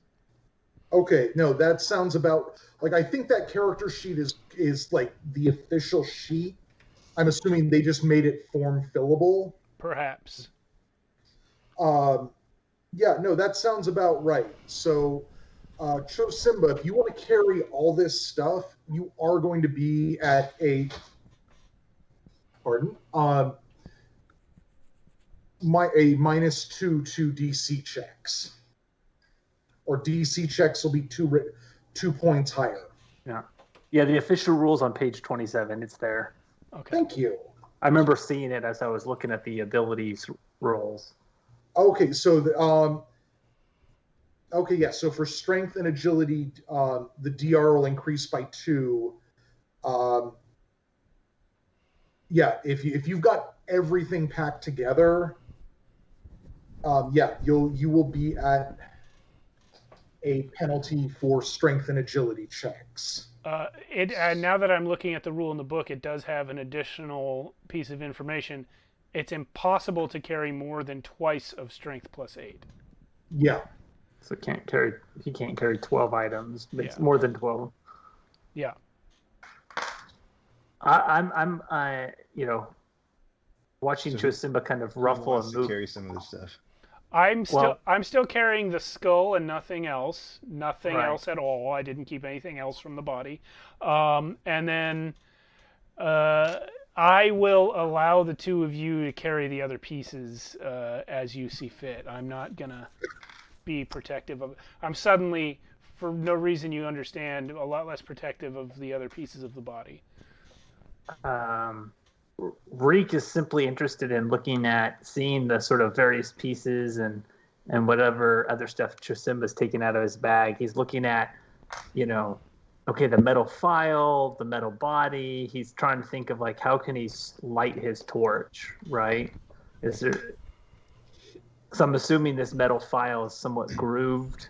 Oh yeah, I've already thought about that. There's some stone pieces of sarcophagus on the floor. Yeah. And we could totally spark some flames with my metal file. Yeah, I'm gonna focus on trying to light a torch first. These guys are too smart for me. I'm gonna stand back and just palm my giant ruby and my sharp needle. Wish I still had my hammer. So I'm carrying 2, 4, 5, 6. So does somebody want to carry a tent? Sure, I'll carry a tent. I think I'd be generally fine. I don't know if I need a water skin or 3 days worth of food. I'm actually close to my carry limit as well. Because does each torch count as one item, or is it? If that does, then it's 1, 6, 7, 8, 9. Well, here's a question. Here's a GM question. Yeah. One of my equipment items was toolbox with XYZ in it. Does the whole toolbox count as 1? So what I'm going to say, like the toolbox with stuff in it counts as 1. Okay. Bundles of ammo count as 1. Right. Torches are individual. Right. So each torch counts as 1. So 6, 7, 8, 9. If I take the tent, I'm at 10. I can carry one more item. So I will take the left leg. That's a good leg. Yeah. All right. So I am not at my capacity if all those things. You have a sack, right? Yeah. Okay. Does that count? Yeah, so in that It's gonna vein count of like for- the toolbox, would the backpack not just count as one item, whether or not there's items in it? I believe that that's the point of the bags, but I'm not running the game. You know what? Yeah, I'm going to say that the bags are going to give you extra carrying capacity. I think if this was an ongoing thing, I might not. But for this, yeah, let's just make it extra. This is going to be difficult enough when the shit hits the fan. Yeah. Plus, I do not have a bag, and Yeah. I'm even with your grace about the toolbox. I'm still pretty close to capacity here. I have water skin, 1 day of food, sharp needle, tin bolts, crossbow, toolbox, the edible rations I found, and the ruby is 8, and my strength is 2, so I have 8 of 10 without having a bag. Did you count the crossbow bolts in that? I did, but I didn't count the skull, so I have 9 of 10.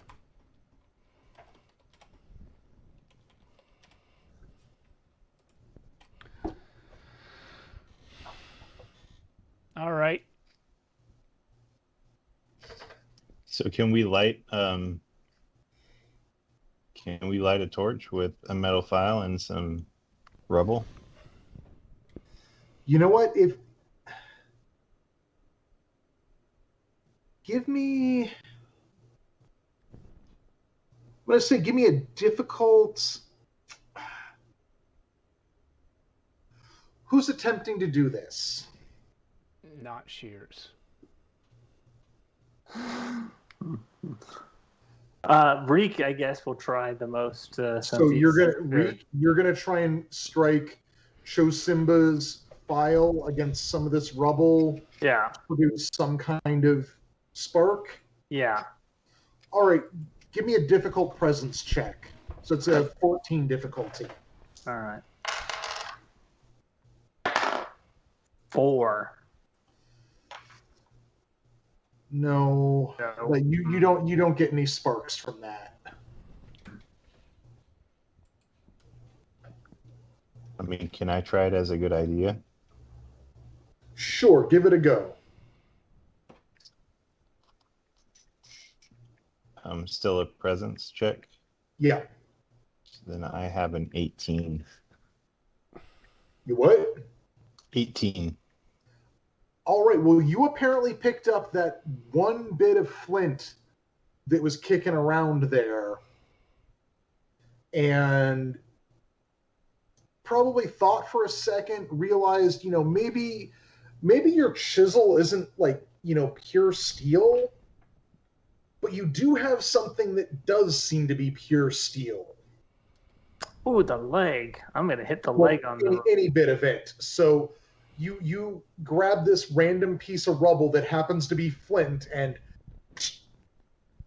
yeah, you spark and light up one of those torches. I'm going to giggle insanely. So don't let us stop you. Reek, you had like a bunch of torches to start with, right? And then you grabbed 2 more? Yeah. Well, no, you saw me grab 2 torches. Right, but so, when we rolled your character, you had some as well. So there's a lot of torches present. There are torches present. I do have torches. Okay. Do you guys have torches? No. No. Okay, so knowing, that they don't have torches, Reek will, I guess he saw in Chosimba's bag, as he was rummaging through it, looking at Shears's, lack of bag, right? You have no backpack even. No. So I guess he's pretty sure then, I guess. And so he'll pull out the other torch that he stole from the wall and an extra one, but making very sure not to show any more of his torches. Okay. and light the other torches, and then give each of them one. Okay. So we'll have 3 torches. 3 torches. How many backup torches do you have? Then that would leave 3 backup torches. Okay. An alliance, then. Yeah. We will see each other out of this place. Yeah. This is the first thing one of us has done for another. Yeah. Yeah. We made fire. Well, it's some dirty light, but it's definitely stronger light than the moon is casting. You can see to the passageway to the north is a really, I mean, barely a person wide crawl space.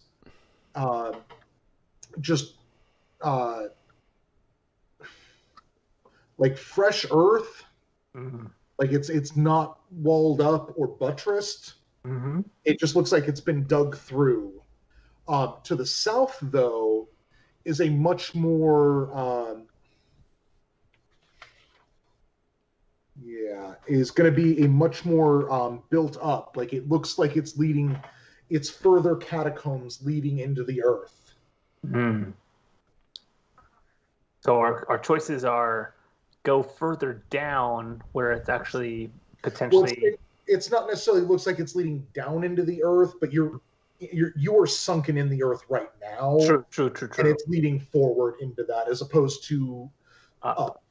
But the what looks to be like a something man, animal made tunnel. Yes, it is definitely constructed. There are definite walls. Okay, right. But the other one that looks more rough without... Yeah, it looks a bit more like what you walked through to get here from the plague pit, but covered. Right. And smaller.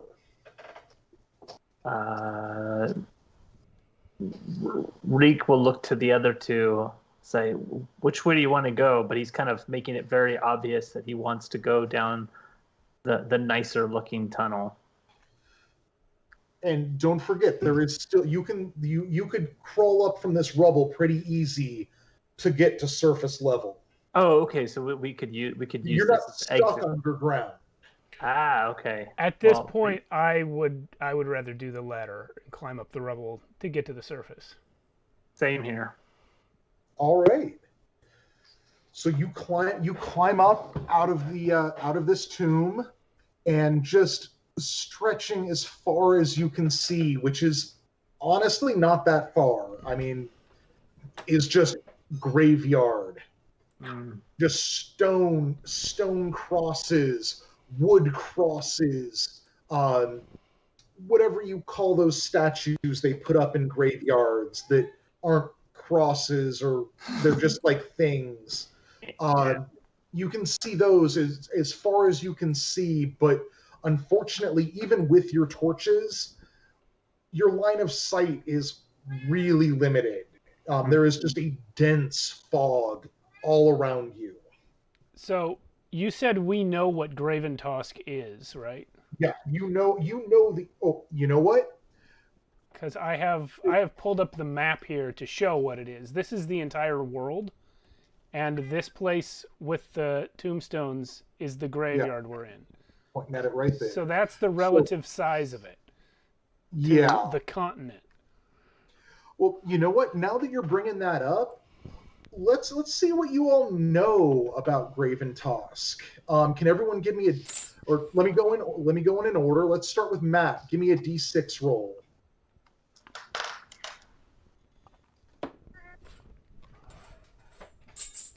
A 3. All right. So when you all kind of start thinking about this at the same time of where you are and what you know about where you are, and Chosimba, what you know, or at least what you've heard, what you think, is that the graveyard is full and no one uses it anymore. Mm-hmm. So it's completely abandoned. Shears, give me a D6. Yeah, okay. The abandoned graveyard the size of a country. I got a 2. Yeah.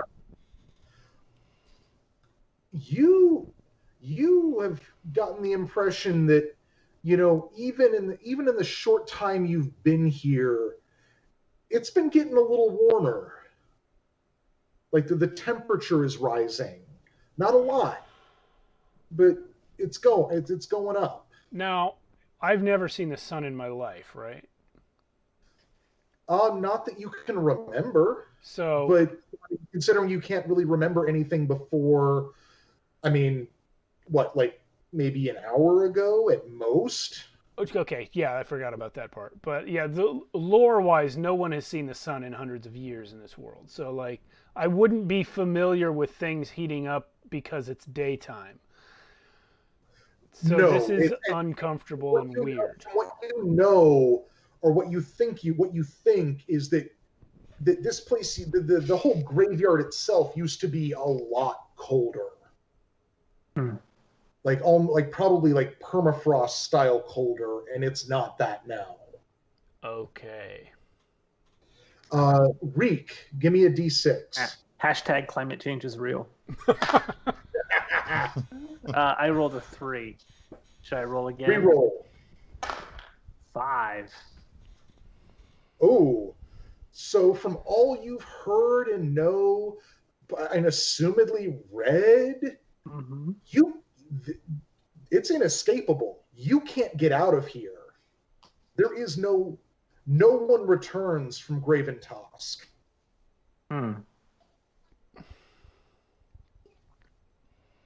Yet. Anyone notice that it's getting warmer? I felt a chill but like a sweaty warmth when I was in the tomb. Well, you're kind of a weirdo. What about you, guy with the backpack?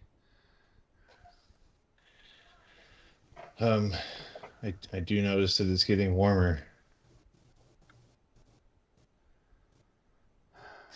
Which way should we go? I don't want to go back down. Do any of us have any way of knowing north, south, east, west? No.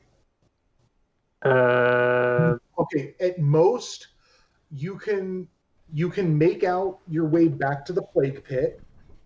Like, you could follow along that edge. You have a general idea of which direction those other two passageways led, but it's still the fog is incredibly thick. Ow. And there is a good chance you will lose that.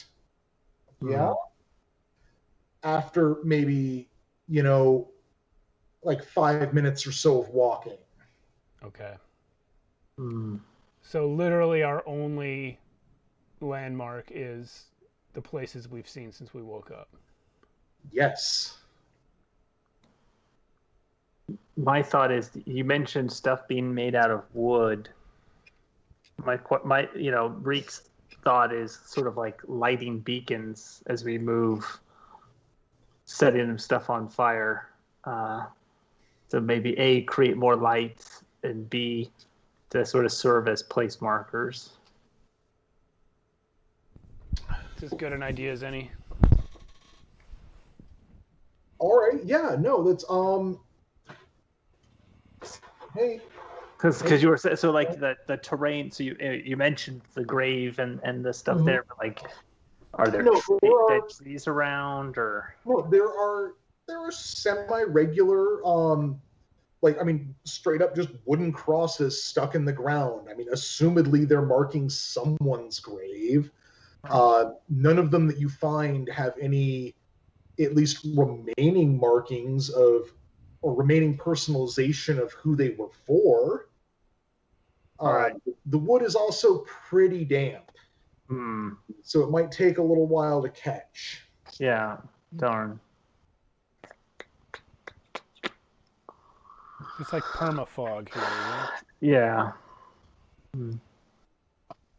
Not ash, fog. Permafog, okay. Breek will kind of look at the other two, just Do you know which way to go? And you said we can't see very far, so there's no chance of a landmark on the horizon or anything. No. Like you can see maybe like 50, 100 feet in any direction before the fog just gets too thick to see. And from where you are, you can see the crack in the earth leading back to the plague pit, and you can see the caved in tomb, but that's it. But there other than all these like other than the gravestones littered across the landscape, there's nothing to see. It's just fog. Reek's idea is to just head as far away from the plague pit as possible. So just head the opposite direction of the plague pit, just to kind of get away from where this whole nightmare started. Yeah, I was just gonna when you asked me knows where to go, I was just gonna be like, oh yeah, that way. Just kind of like point everywhere. Yeah, I'm gonna make it seem like I'm doing it because I want to and not because they said to, but I'll just follow Reek. All right. So you guys are gonna set out into the fog? Yeah. All right. Cute.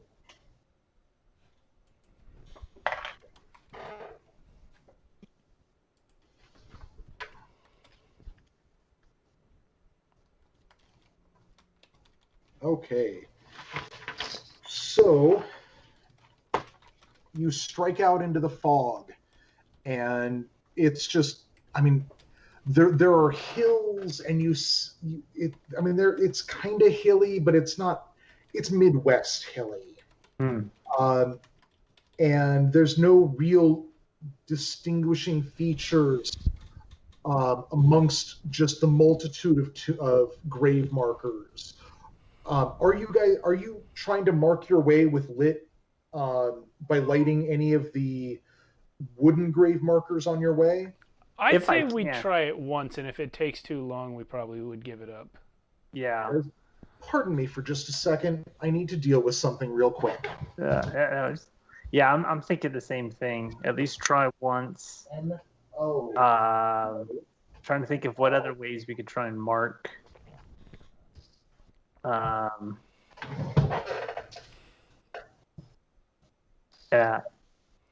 I don't think we have really anything in our persons that could. How many of these wooden crosses are intact versus damaged?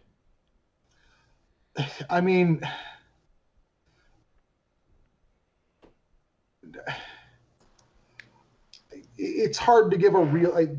If you want to find one that's damaged, it's pretty easy to find one that's kind of dilapidated. Well, and if you want to find one that isn't, there's one, maybe a few graves down that isn't. Well, the intention behind the question is, could we damage them in a specific way as we pass to leave a trail? Like break off just the left side of the cross on all of them to mark our way?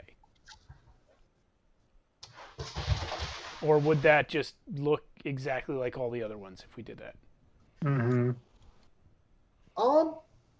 You could do that. It's not. Yeah, you could do that. Okay. If you want to do that on the way, you can definitely do that. I will do that, and I will use the steel skull as my implement to just break off the left side of every cross as we pass. Yeah. And I'll try and grab a couple of those broken pieces for future kindling. Okay. Start a fire. Well, no, you guys can definitely do that. As you travel, or as you about 10 minutes into this, you're still, you haven't really found anything other than more graveyard, but you begin to hear a gentle sobbing, as if there was a woman crying coming from the direction you just came from. Can we see her? You don't see anyone there, but you can't really. It sounds like it's coming somewhat more distant than you can see. All right. Well, my crossbow is still loaded from about an hour ago. So I'm just gonna keep a hand on it, and I'll keep checking over my shoulder. But otherwise, my intention is to ignore this sound. I don't know what these guys want to do. I need to ignore that sound. I'm gonna ask Reek why he's crying. Yeah, and I'm suspicious, and I think that it was Chosimba making the noise to just mess with his head. Kind of like, did you hear that? Is that you? No, I thought it was you. You dumb bastards! It came from behind us. Then we can both just like knowingly look at Shears. I'm feeling super vindictive right now. I was hoping one of you guys would act authoritative so I could have a problem with you, but mostly I'm just vindictive. Okay, well, as you all argue, a figure floats into your circle of view, into your field of view. Okay. You assume it sounds like a she, like a woman crying, but all you can see is just a tattered, grimy funeral shroud with a lead crown holding it into what appears to maybe be where a head would be, and it's approaching you. You said floating. Well, yeah. How high? You can't. It doesn't appear to be floating. Like, there's no space under it, but the shroud is dragging along the ground. But the motion that a person's legs would make within that shroud are not being made. I am pointing my crossbow at her. I'm placing the skull away, and I'm gonna use both hands on the crossbow. Okay, so let's enter some combat. I didn't say I was firing. Oh no, she is moving in to come at you all. Okay. Reek has done some cocaine, so he's... Yeah. So real quick, do you guys want to go for individual initiative or group initiative? It's up to you, boss. Well, if we go group initiative, do they benefit from my cocaine habit? I mean, in this case, no. Yeah. Individual, then. Okay, agreed. So everyone give me a D6 plus your agility modifier. 3.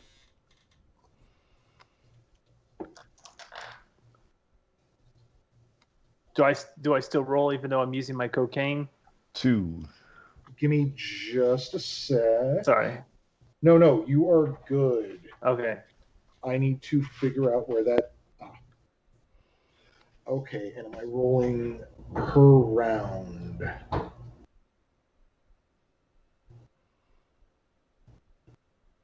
No, let's just say it's permanent, like per encounter.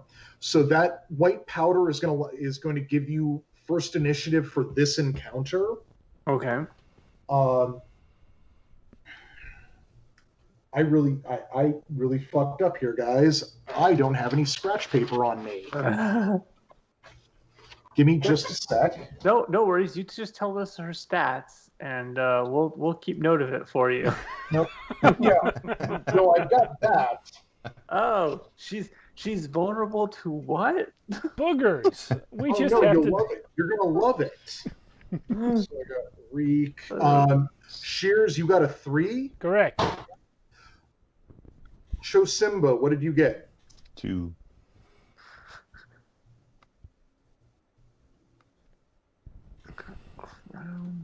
Alrighty. So, Reek, there is a ghastly apparition moving towards you all. What do you do? Reek is freaking out. But like at the same time, like just out of sheer panic, like just like the fright action. You said it's got robes. Well, it's covered in a funeral shroud. Right, but is it like spectral looking, or is it? No. Okay. It looks like a solid thing. All right, he's just gonna run forward and just thrust his torch right, the fiery point of the torch to try and light the shroud on fire. Okay. Boopity boop. Just like evil thing. I want it on fire. I like it.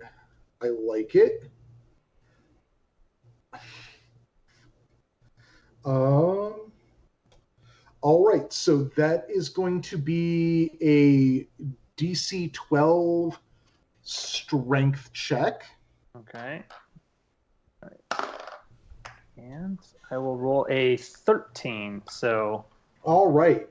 That makes it. That makes it. You are going to roll a D4 damage. 1. And I am trying to figure out if you add your strength bonus to damage. I'm pretty sure it would say right there if you did. So okay, you've dealt one. You just jab that torch right into this thing, and it kind of sputters. It apparently it was maybe a little less flammable than you thought. Okay. Shears, what are you doing?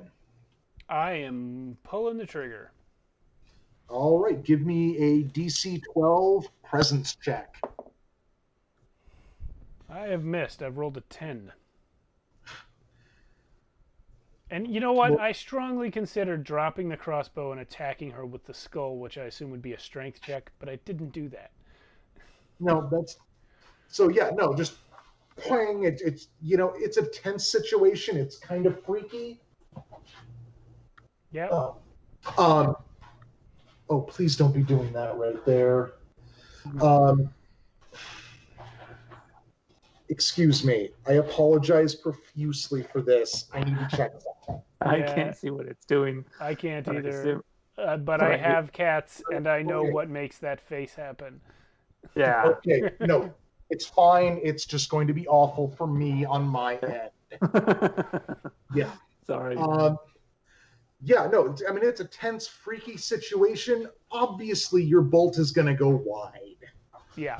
But definitely subtract. Yeah, you're fine. It's covered. Chosimba, what are you doing? So I would like to use my torch to light one of my bolts on fire and then fire that. Okay. Sure. Just give me a DC 12 presence check to shoot her. So I roll a 19, 18 plus 1, so 19. Nice. What's the damage on that crossbow? Oh, you tell me. It's a D. That's why I wanted to write it in the character sheet. It's 1d8. Thank you. Roll a D8 for damage. A 4. All right. Getting there. I should write what's my weapon damage. It's D6. All right. Well, Reek, obviously you are the closest person to this thing. Right. So you thrusted your torch. You probably backed off a little bit, but when you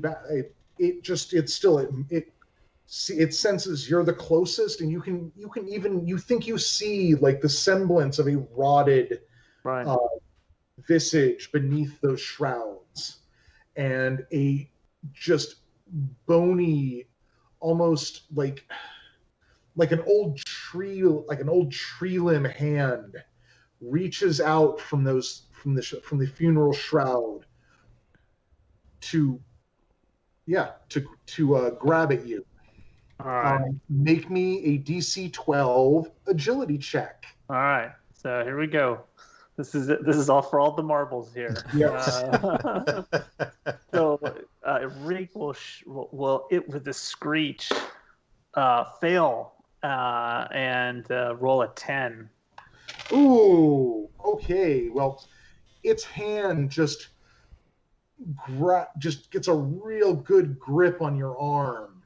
Not the arm that has, or the arm that has the torch. Right.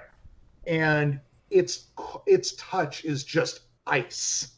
Oof. And you can feel that ice just spread from where it touched you, just like immediately radiating out to the rest of your body. All right. You have taken 1 point of damage. Oh, wait, let me check. I am broken. Okay, so you're at 0 HP. Hey, this is a fragile beauty. Yeah, roll me a D4 real quick. So there's a 1 in 4 chance I am dead now. Yes. Yes. I am not dead, thankfully. What did you get? A 2. Oh. Okay. Roll a D6. Yeah. Yes, roll me a D6. 2. Oh, okay. Well, apparently, yeah, that touch was really cold because your limb has just snapped off. Ouch. So she has the torch now. Yeah. You fall to the ground, and you are out of action for 4 turns. Ooh. Also, just to add a bonus to all this, you have, at least for the remainder of this fight, 1 point from each of your strength, presence, agility. Oh no, just strength, presence, and agility. Your toughness is okay. All 3 of those, though, are at -1. So strength, presence, and agility. Okay, just for this fight, you said? Yes. All right, got it. All right. Huzzah! Next turn, Reek. You were pretty much out cold. I get it. Unintended. Yeah. Cheers. Hey, just wait till I get my chainsaw to attach to my stump. The crossbow didn't work, so I'm gonna run up, and as I pass, I'm gonna yank the leg out of Reek's bag, and I'm gonna swing it at this thing's head. Okay, yeah. Give me a DC 12 strength check. I rolled 12 on the dice, so 14. Nice. Roll a D4 for your improvised weapon. Improvised? Thank you. Question: is not a femur an actual weapon in this game? Yeah. You know what? It is. And I'm gonna. And you know what damage the femur does? It's 1d4. exactly what you said. 1d4. Yeah. Yeah, it's a D4. I have rolled a 4. Nice. So you run right up and just clock this thing. All right. I'm feeling much better about myself. Chosimba, what are you up to? I am going to shoot out another crossbow bolt. All right, so you wind that sucker up as fast as you can, get aim, and roll me presence 12.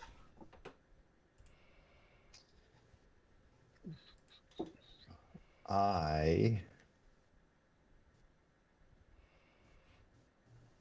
have really sheared this one up, and I rolled a 7. So yeah, no, I mean, come on, it's a tense situation. You just saw one of your companions go down. Literally, his arm broke off, like at the bicep, just pop, just crack right off. That'd be enough to freak anyone out. Yeah, but So yeah, your crossbow bolt goes wide. what's with this? What's with this sheared this one up talk? I hit her in the head with a leg. I shot her with a fiery bolt. Well, I'm bigger. We did do the same amount of damage. It turns to you, Shears, and reaches for you. Okay. Roll me a DC 12 agility. That's gonna go well. 8. Yeah, it's gonna go great.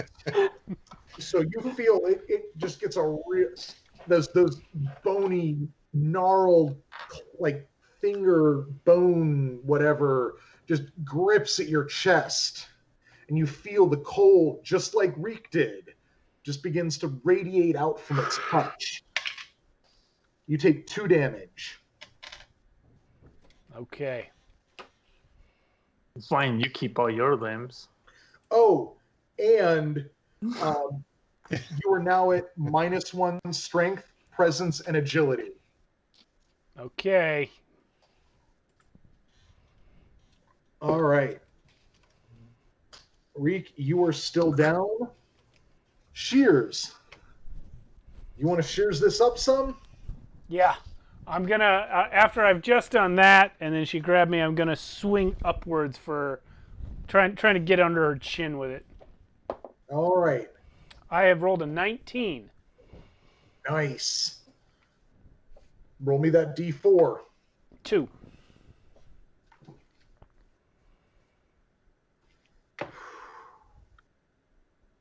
Yeah, no, that's, it may not be much, but that whatever like might be its head knocks back, and it doesn't right itself. But I mean, it's obviously it hasn't gone out of the fight yet. Show Simba, what are you doing? Part of me wants to run towards it and grab Reek's arm and hit it with it, but I don't have the strength. Oh man, I wish I'd thought of that. So I'm going to shoot another bolt. All righty. DR12 presence test. So 13. Nice. So yeah, you get a nice good thunk, and roll me that D8 damage. I'm hoping that this is enough. I rolled a 1. No. But you hit it.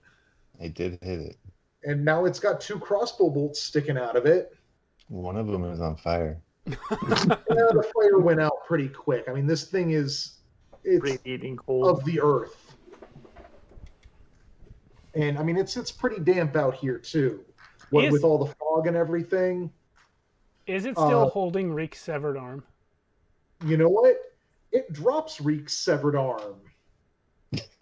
as that hand moves towards you. Okay. Roll me that agility defense. 16. But it doesn't. You worm your way out from its grasp and manage to evade that touch. Is the torch in Reek's severed hand still lit? Yes. I will snatch it up and hit her with it. With the lit end. Well, I'm going to remind you that really didn't do anything extra last time. But yeah, I don't care. It's heat of the moment. Okay, no. Then, yeah, give me that roll all strength. bad appearances right now. Well, I whiffed it. I whiffed it hard. It's 6 total.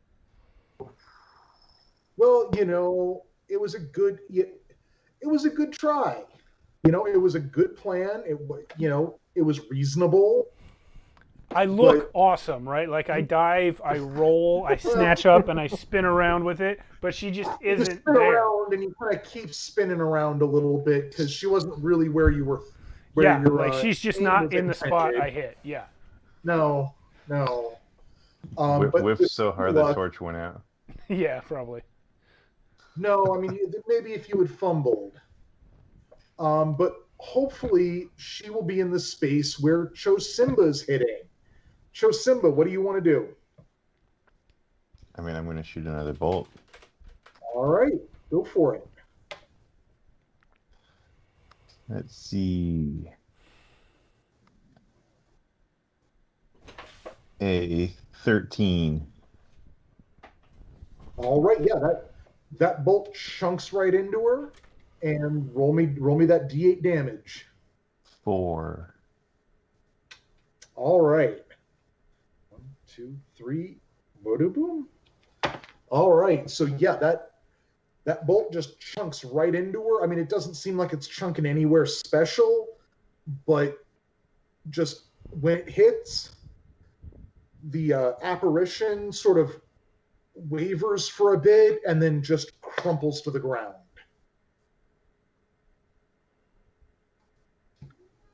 You made a stinker. Yeah, it's dead. I'm going to pick up Reek's arm and say, "Hey, pretty boy, that's yours." Toss it on him. All right, yeah, Reek, you can. We're not in combat anymore. You can wake up for that. Okay. Also, roll me a D4. For me? Yes. Can I reattach my arm? 1. Really? You had a chance to get more, so you got 1 hit point.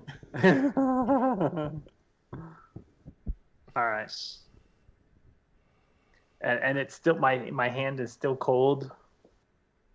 Yeah, no, you've got think like it was cauterized by cold as opposed to right. We could replace it with one of these metal arms. That'd be awesome. I give him back the leg as well. Here, carry that. I'll put the leg back in the sack, and I'll take the arm, and I'll just take like some strip of cloth and just see if I can just wrap it together so it's like a stump just holding. So it's like at least like even though it's not, I don't have full use of it. Like if it could at least just out of rigor mortis hold a torch. Yeah. Think of like permanent G.I. Joe hand, right? Where I can just stick something in there. Kung Fu grip with torch. Fantastic. Nice. All right. Well, you all have defeated a widow wraith. Congratulations. No one died. Someone lost an arm. Hey, I've had worse. At least you're not bleeding out from the stump. That's kind of a miracle. It's only a flesh wound. Yeah. Well, I mean, I was kind of hoping he rolled a few more hit points on that revival, but wait, even if he had, he can't go above his max that he rolled at creation, can he? I don't know. It just says literally can't act for D4 rounds, then became active with D4 HP. Yeah, I think I'm still stuck. This game seems to be very into just you're just it's rolling new. I was going to take it as a fresh roll. Got it. As opposed to healing. Our -1 penalties are gone now, yeah? Yes, they are. Okay. Reek, I mean, narratively, you're going to have some trouble with stuff, but you get those points back. Got it. Yeah, so you guys, well, I mean, recover as well you can and continue on into the fog. And you come across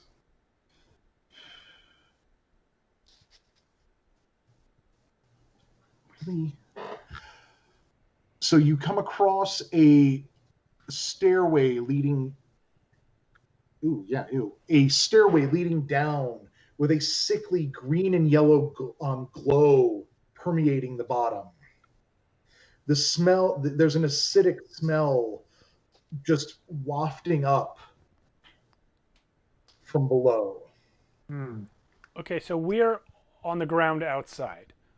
Yes. We come across a stairway leading down. Is this an opening to another one of these sort of trenches? Or are we talking about like a... It is a literal stairway. It's probably got like an entry arch, and it looks like it is a tunnel leading into the ground. It looks like it goes down maybe 20, 30,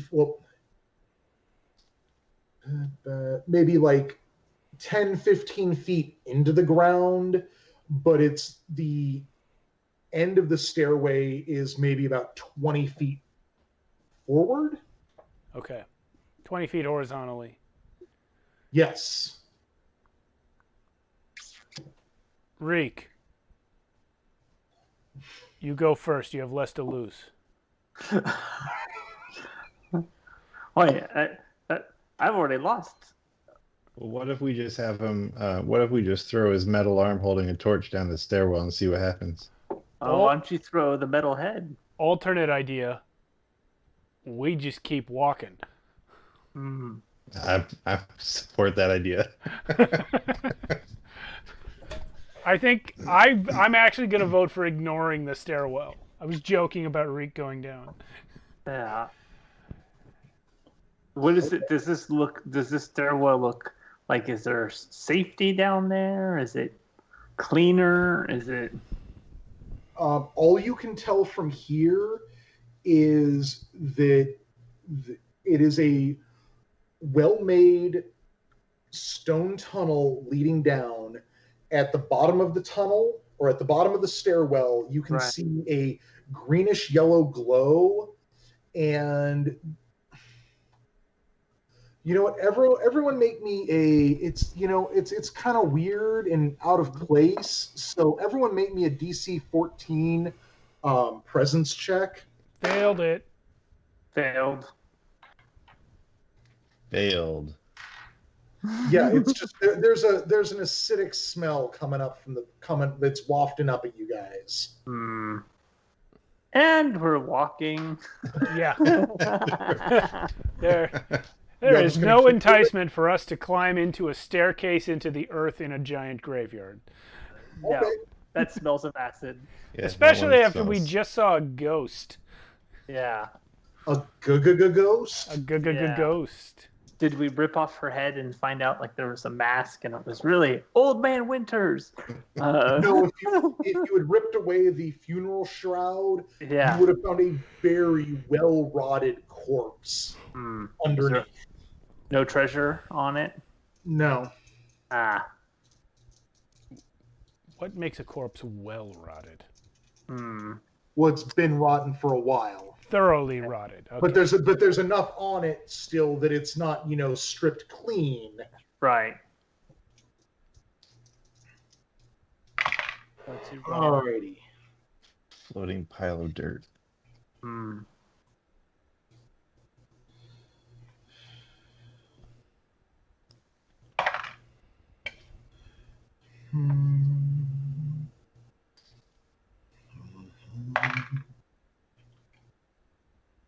I mean, it is fitting that my character's name is Reek and I'm losing appendages, right? Like, oh, that fits. Yeah. All right. Well,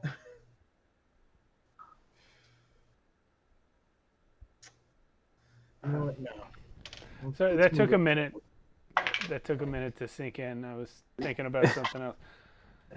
Now I'm mad. Mad at me or mad at yourself? Yeah. Yeah.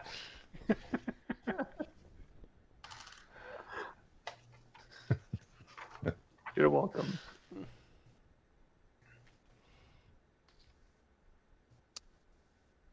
Okay. Yeah. It's our death.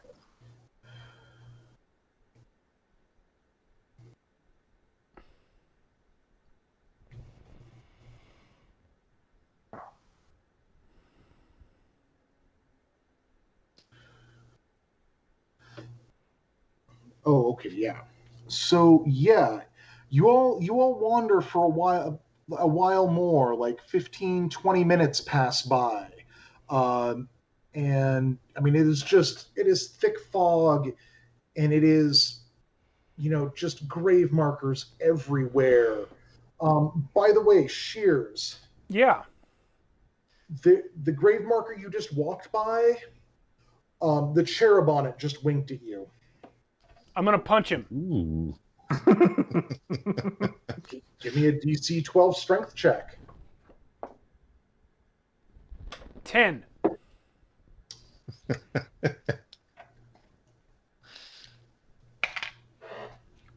Ow! It is definitely stone, and you dealt 1 damage to yourself. Saw that coming. It does not appear to be looking at you now, winking or otherwise. Cheeky bugger.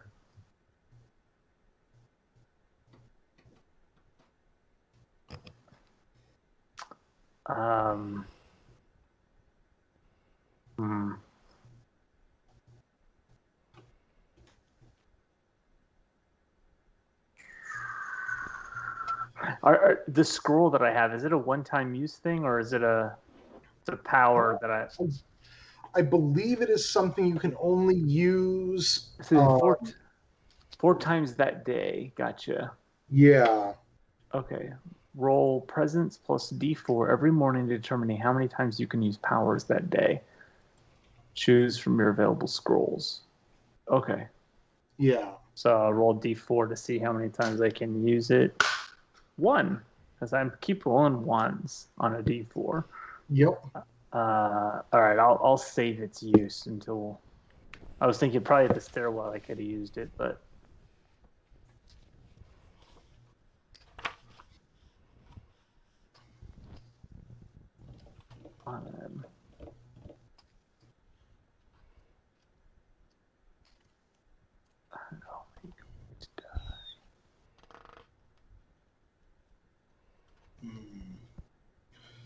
Okay, so you do eventually find something that isn't just grave markers. You have found a. You smell the stagnant water before you get to it, and as you approach, you hear the whispers and laughter, the whispers of laughing children, and what you see is a fountain recessed into a small cliff face, only reachable or only accessible by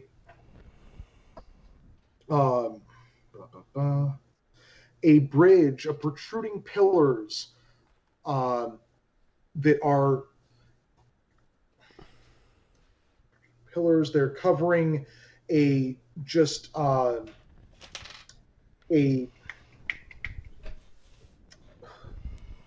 thing that you fucking walk over. A bridge? Yeah, they're a bridge over catwalk. Troubled waters. Bridge works. Bridge is better. A bridge that's covering just a recess of mist that's pouring forth from these cherubs, from cherub mouths that are flanking the fountain. Why are the cherubs always starting shit around here? Yeah. There's 2 statues at the fountain's crest, and they're holding up a stone jar. Ooh. What you also notice is that just to the north of this bridge, there's an entryway into another area. What kind of an entryway? Like a stone entryway. Do you want to look in? Is it like a building, or are we looking into a cavern? More looking into. Yeah, it's a building. Okay. It's an old, like, it looks like an old mausoleum, but it just stretches off into the mist. I vote we go across the bridge. I'm not interested in going inside anything. Same here. I concur. I think So our goal is to get the hell out. So the bridge is kind of rickety, or it's not rickety, it's slippery. It is going to be a DC 12 check to cross the bridge to the fountain. Shears is going first this time. Go for it. I have made a 6. So Shears steps out onto this bridge of slippery pillars, and I mean they are definitely slippery because your foot just out from under you and you slip into the mist. Am I gone? No sound, and we will get back to you. Reek, show Simba. Shears has just fallen and disappeared into the mist. The misty cavern. I'm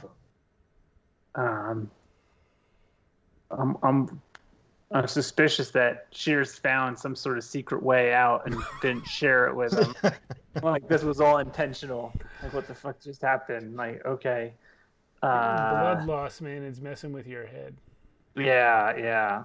Blood loss, limb loss, more like. Well, there was blood in that limb.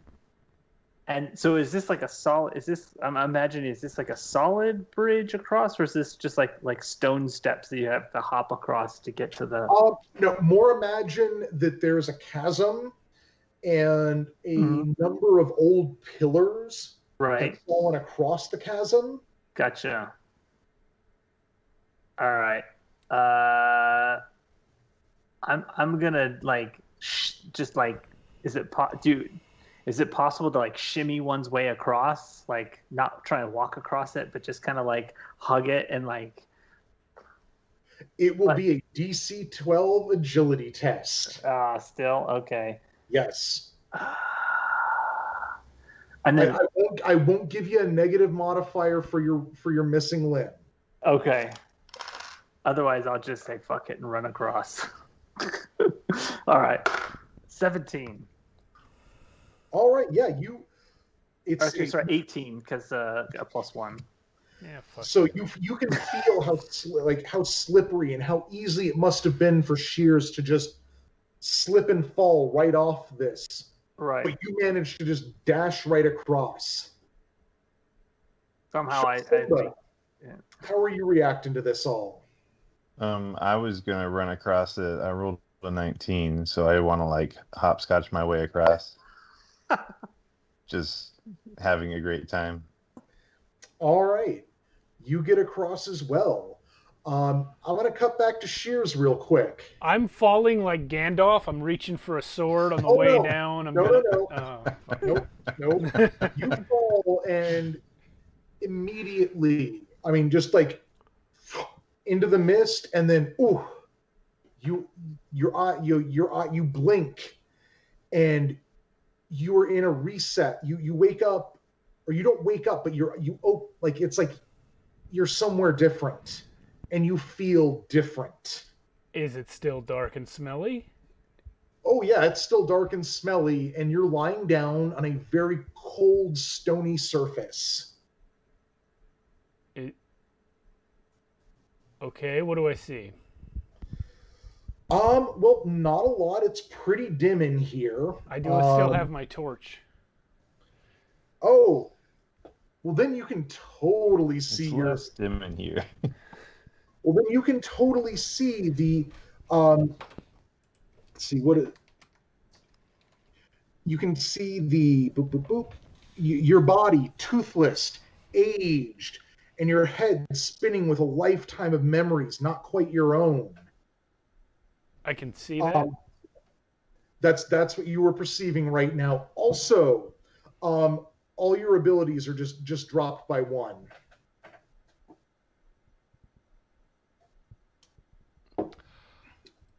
Any way out?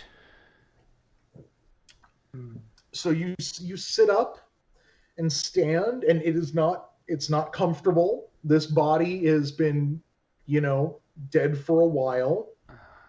But, you look and oh, you see another light down at the far right end of the corridor. Down past all the bodies. I'll head that way. Why not? Sure. So am I all shriveled then? Oh, yeah, you're a shriveled old mummy corpse. Do I still have my shit that I had?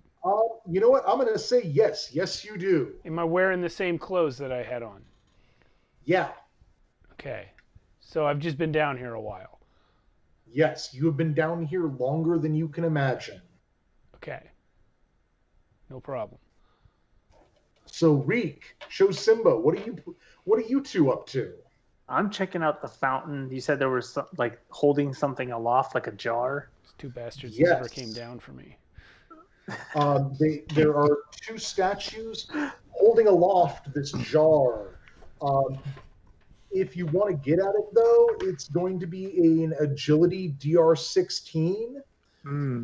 But if you miss it, there's probably a really good 100% chance of falling back into that mist. I wouldn't recommend it. Yeah. Well, you're not there to recommend or not recommend. Yeah. I'm on Airbnb reviewing The Mist. 0 stars. Would not recommend. Would not sit here again. If I get the jar, maybe it'll turn off the cherub fog machine and see if we can find Shears' body at the bottom of the chasm. Is there any water in the fountain? I mean, yeah, there's some stinky, stagnant water in the fountain. Drink it. And there's nothing obvious floating or at the bottom of said water. No, it's pretty. Well, it looks like it might be pretty shallow, but it's also really murky. So you'd have to put a foot in it to check. I'll put the metal foot, use it as stir it with the metal foot, see if I hear any metal on metal sounds. You don't hear any unusual sounds, and the foot sinks about halfway down, halfway up its shin before it hits the bottom of the well.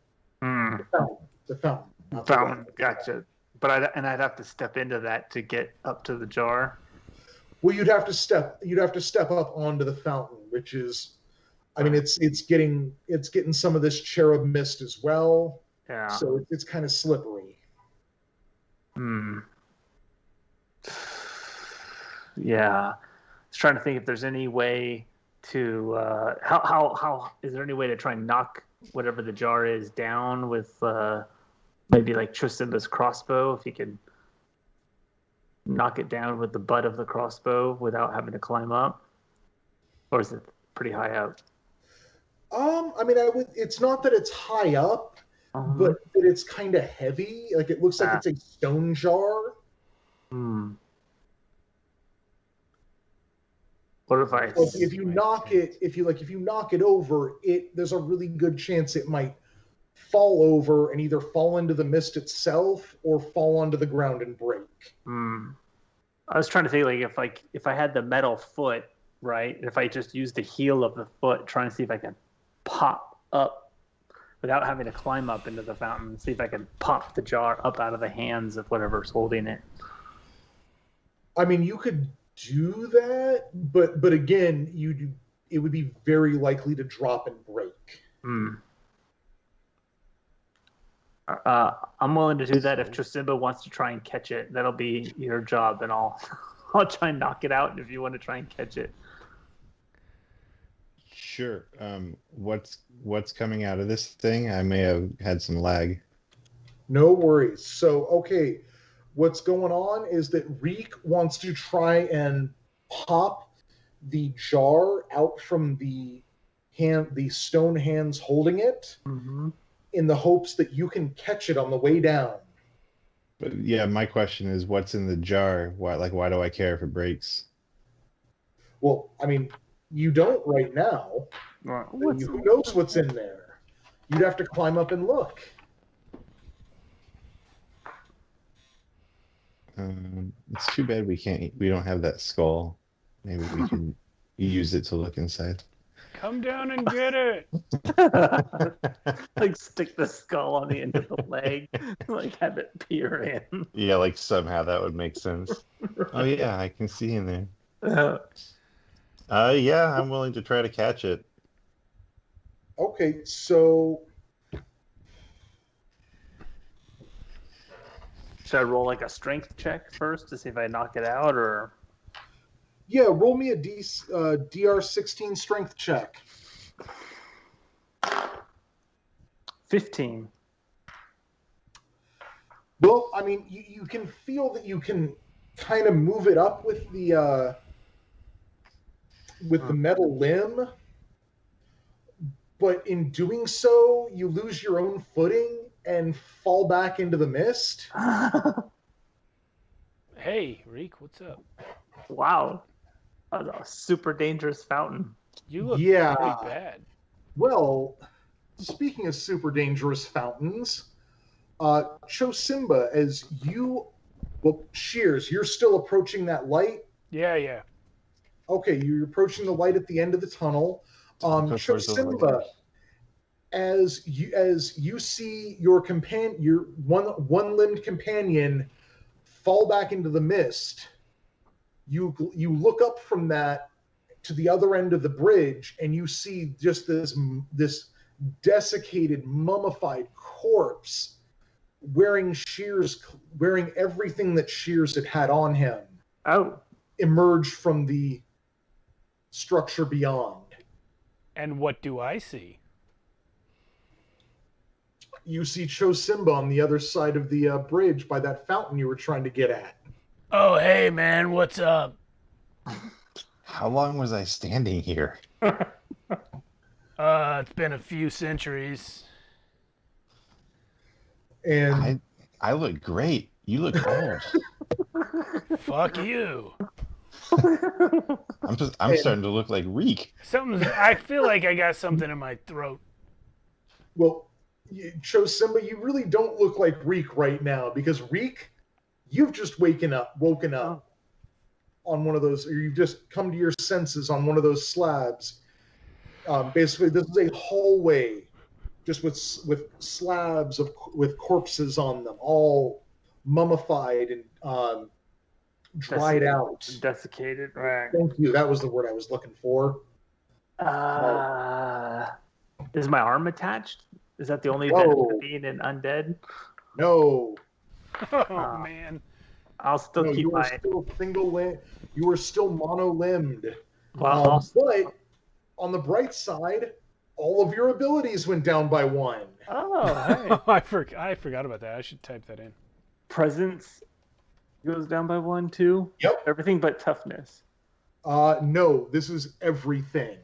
Oh, even toughness goes down by 1. It was the Widow Wraith that just did presence, strength, and agility. Wow.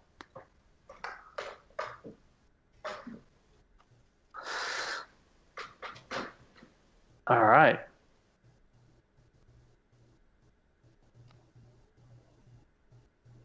So you look around, and the corridor stretches north and south. There are toothless skeletons rest in dusty niches along the walls. I'm gonna search for treasure. You find 3 large urns in the center of the corridor. Ooh. Do they have more white powder in them? No, that was like a little rocket-looking thing. I mean, these are like chest-high urns. But are they full of white powder or not? Are you opening one? Answer the question. I will smack it with a metal leg. Try and break it. All right, roll me a d4. All right. 2. So you smack one of those open, and I mean, it hurts to move. You are dried out and just like mildly delirious from everything that's floating through your head right now. Mm-hmm. But you do find a whole bunch of rotting books. Ooh. And a tube containing. Ooh. Roll me a D something or another. Oh man. Yeah, I know. Shears could have had the treasure, but oh no, he had to walk towards Roll the me light. a D10. 3. Remember the rule: you never walk towards. Roll of telekinesis. Telekinesis. No. It's specifically telekinesis. Okay. Ooh. I'm gonna read it. It does. It allows you to move an object up to D10 times 10 feet for D6 minutes. Ooh. Well, Is that unclean or sacred? That's an unclean scroll. Oh yeah, look at that. It's got dashes and everything. Yep.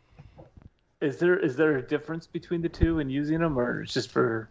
I think it's just for flavor. There's probably a difference somewhere. Gotcha. I think somewhere, but at this point, it's just flavor. Yeah. All right. I just found a way to get that jar. Well, you were. I'm assuming moving towards the light and slowly moving towards the light. Step, drag, Shamble. step, drag. Yeah. Chosimba and Shears, what are you two up to? Hey, Chosimban one, what's been happening up here? Where's that other guy? The loser. Well, with the other guy. arm. The other guy just fell down the same way you fell down. I was under the impression that maybe you guys found a way out, but well, I'm then out. You came back. I'm out of there anyway. Why are you dinking around with that pot? Why don't we just leave? I'm not sure. Reek was super interested in getting whatever was in that pot, and I was like, well, whatever. I'll catch it.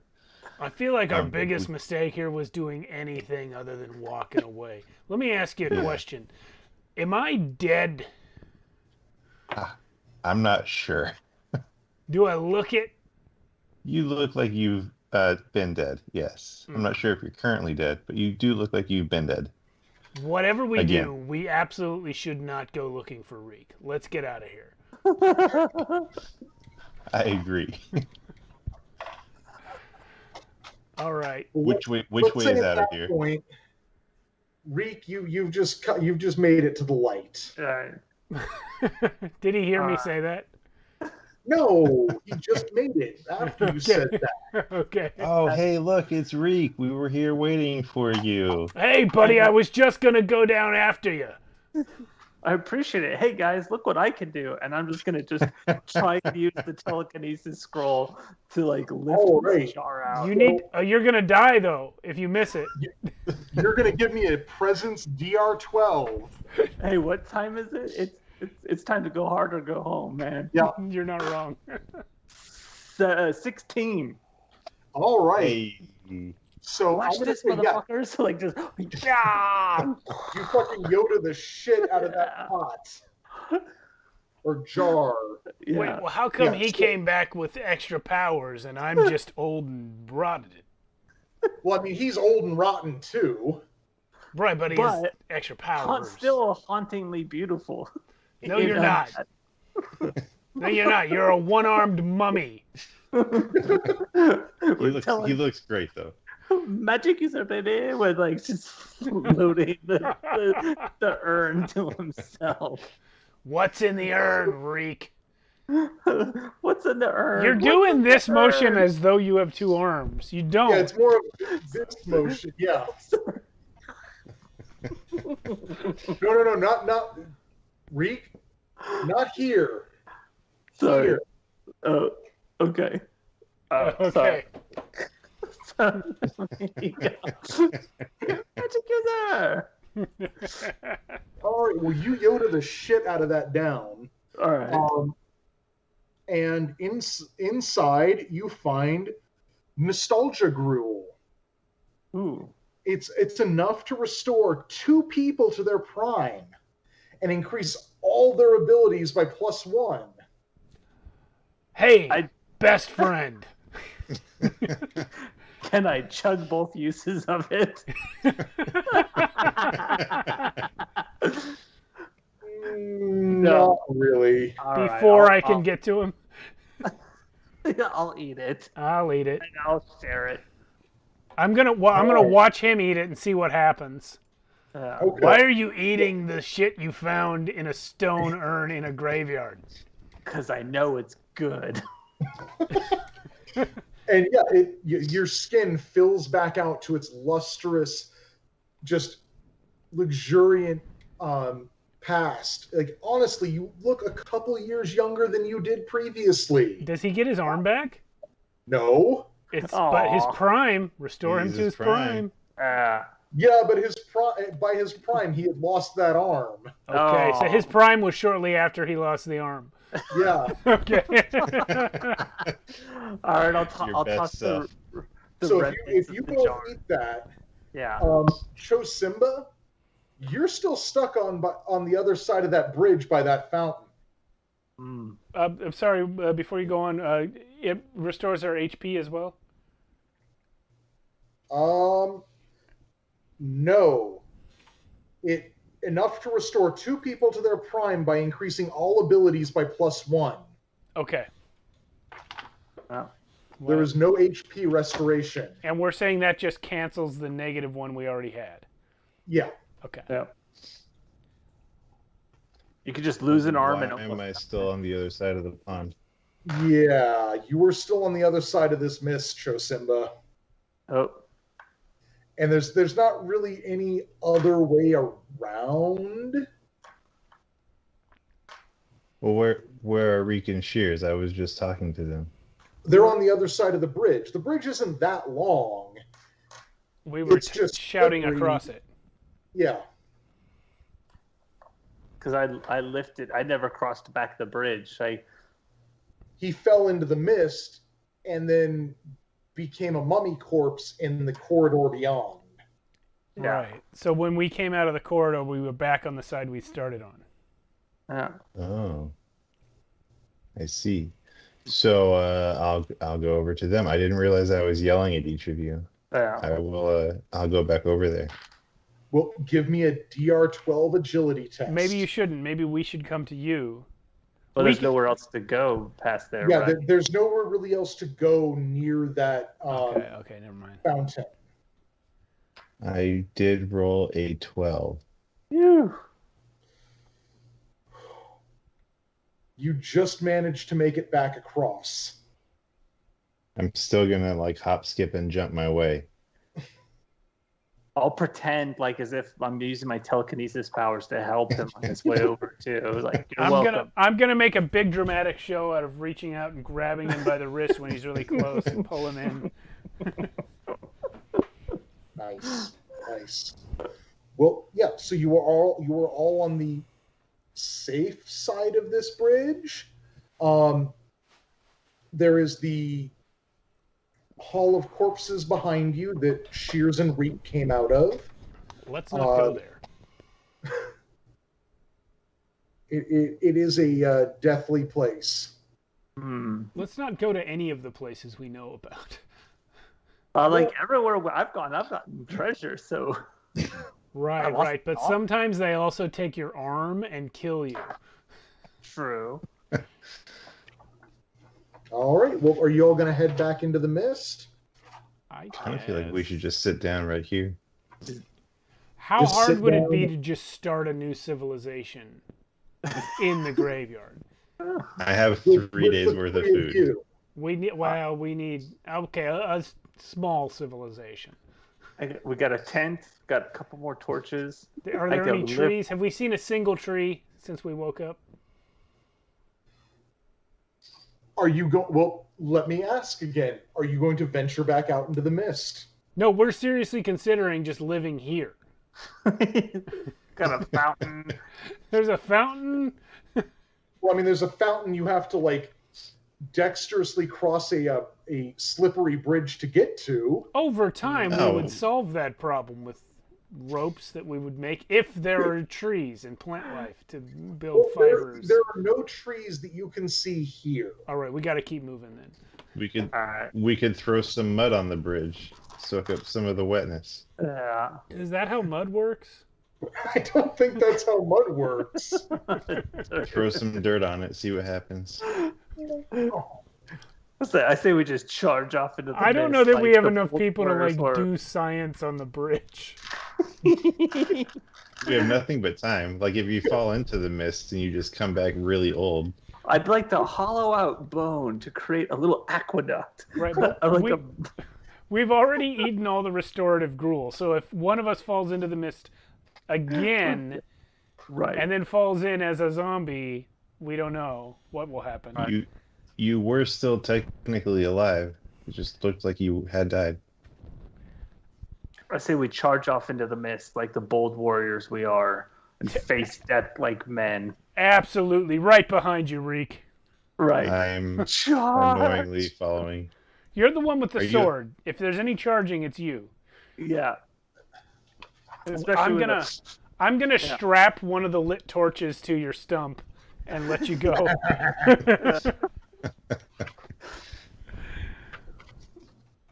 All right. Well, are you going back into the fog? Yeah, we got no choice. We gotta go. All right. Well, you travel back into the fog and wander around for what this time seems like hours. You were at the point of just losing all hope of getting anywhere when you come across a moderately sized hut. And I mean, you could call it a clearing, but it's really just a spot on the ground where that is not covered in grave markers. Mm-hmm. You can the smell of wet lumber and rotting flesh is just more so here, and you can see some light coming through cracks in the closed window shutters of the hut, and muffled voices inside.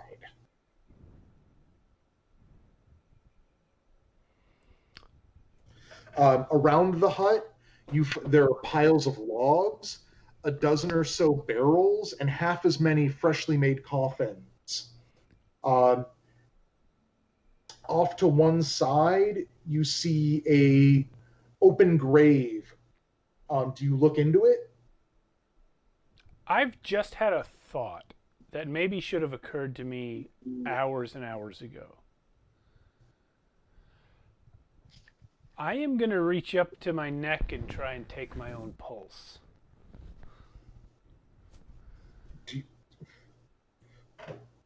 Yeah, fuck it. That's pretty simple. Make a DR12 presence check. 12. Yeah, you find a pulse. Like, miraculously, you knew how to find your own pulse. I'm not sure how common that knowledge was. I feel like everyone has a human body, and if you've spent more than a few years in one, you know that if you touch right here, it makes a vibration. That's the vapors. Yes. Your elements are in alignment. No, I know that from school. The phlogiston. Well, if not here, then like you would find even if you didn't know exactly what to call it, you would find it eventually, I think. Anyway, I'm gonna knock on the door. Okay. You knock on the door, and immediately those voices just go quiet. I'm gonna hide in a barrel. Okay. In a barrel? Mm-hmm. Okay. I've got my crossbow loaded and ready before I knock. Mm-hmm.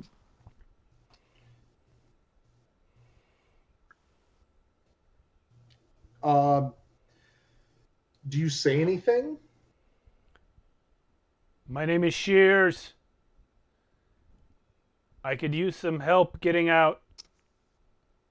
I'm a bit lost. a peephole in the door, like one of them drawn aside shutters, opens up, and you see furtive eyes glance out, look at you. Reek, are you there? Yeah, to the side. Look at Reek. Is there anyone else with you? The Yeah, voice behind there's a me coward hiding in a barrel over there. Are you friendly? I honestly do not remember. The shutter closes and you hear muffled voices coming from inside. A quick argument apparently passes through, and the door opens. Well, it's good to see people. Come in, come in. I'll come inside. Do you know the way out of this graveyard? Are you entering the hut? Yes. Yes. Okay. Sure. Okay, yeah. It's a short man. Clothes look like they should have been nice, but they're kind of dingy now. No, none of us know how to get out of here. I'm Stein, and he reaches out. He puts a hand out to shake. And I, out of habit, like try and shake with the hand that I'm now missing. And I push him by the way, aside. which hand is that? Well, it'd be my, I guess it would be my left hand, because I would say right-handed would be sword, and I had the torch with my left hand. So I'm trying to reach out with my left hand to shake, and like, oh wait, sorry, not there. Go. I'm gonna push him aside and shake Stein's hand. Stein, you said none of us know how. How many of you are there?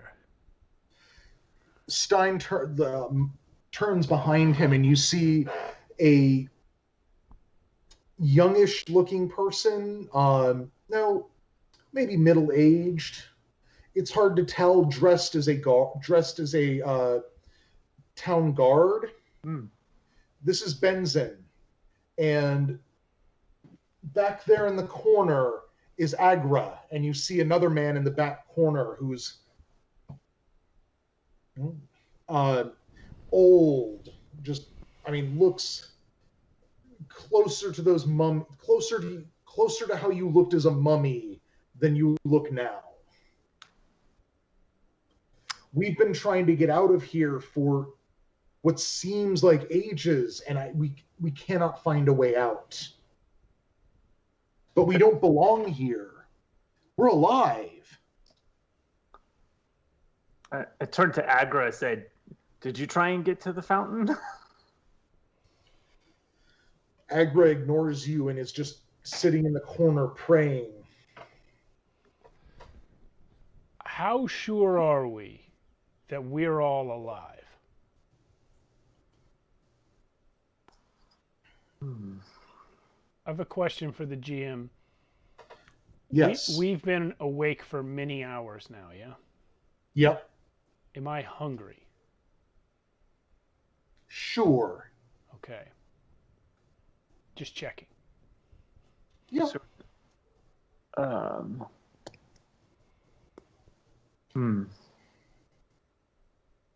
So we have Benson and Stein and Agra. And they've all been here. They don't know how long. Can I ask? It sometimes it feels like days, and sometimes it feels like maybe an hour. But we're fine. How did you get here? Did you just wake up here?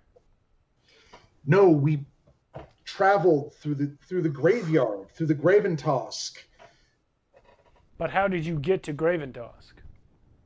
We don't remember. We remember waking up in coffins, but nothing before. He looks pained for a minute. I don't even remember that. No. When was the last time you ate? He looks back to Benzin, and didn't we We just cooked, didn't we? What did you cook? I can't remember. Guys, we're dead. We're super dead.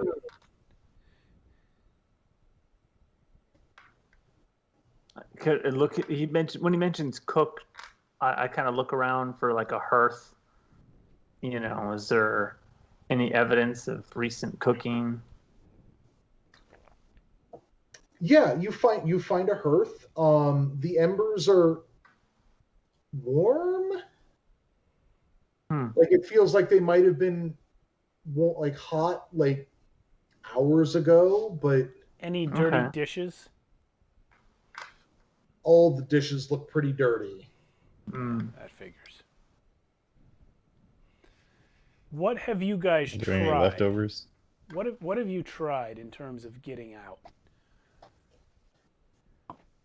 Anything besides wandering aimlessly? Is there anything else to do? Not that I'm aware of. Are there aware any other of. Markers? Not that I'm aware of. That's why I asked you. We have been leaving a trail. We've been breaking the crosses as we go past. But that only shows us where we've been, not where we need to go. We should have thought to do. He turns to Benson. We should have thought to do that. We might have had some idea where we had come from. Well, we headed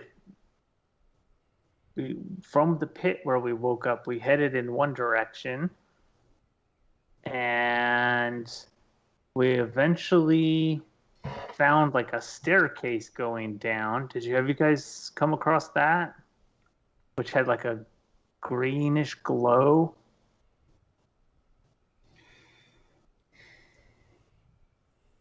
Benson looks like he's about to talk, and then no.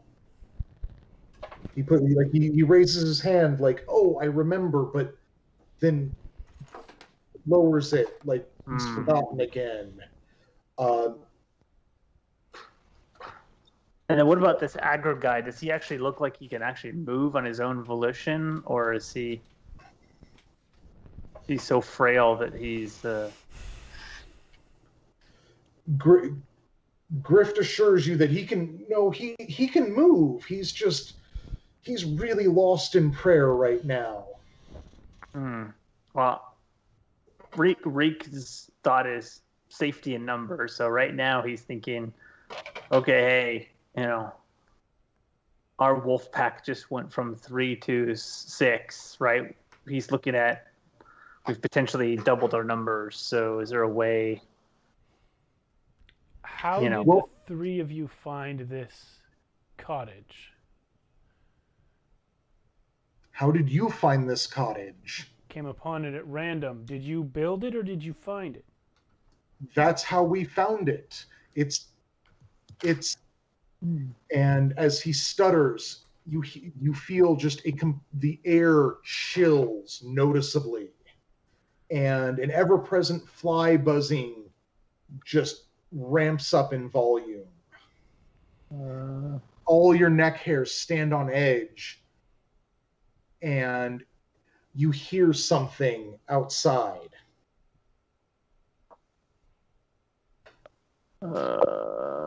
I turn around and lock the door. Is there a lock? There is now. Yes, there's a lock. You can lock the door. Do you look out the door? No. I'm not looking out the fucking door. All three of them look pretty fucking terrified at this point. Oh no. Benson or Stein turns to Benson, but you put her down. You said you were certain. And Benson says, "No, there was no way she could recover from that." Who is this? Well, funny you should ask. The door bursts open. Not like I locked it. Not like flies open, but explodes inward. Oh, cool. And you can see floating a few feet above the ground is the Undertaker's body. Oh. The face is gaunt, eyes sunken. No, it's a woman. Oh. It's the person who's digging all these graves. Her face is gaunt, eyes sunken and filled with a mad purple fire. Rune-covered robes swirl around grim feet. Her shovel a fiery polearm of doom. I'm going to go to her, stand next to her, turn and point my crossbow at everyone else and go, "We've got you now, you bastards." Okay, for reals. Roll initiative. I'm rolling initiative. I got a 7. Because I'm going to have to bow out if we're going to have combat.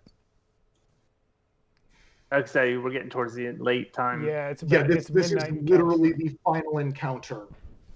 And there's a really good chance she is going to murder all of you. If you don't mind her murdering all of you, we can cut here.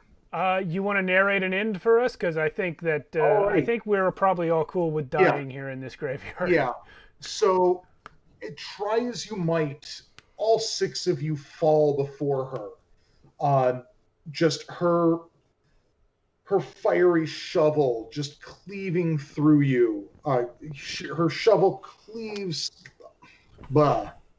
through everything here. She cleaves through Reek as he raises his sword against her.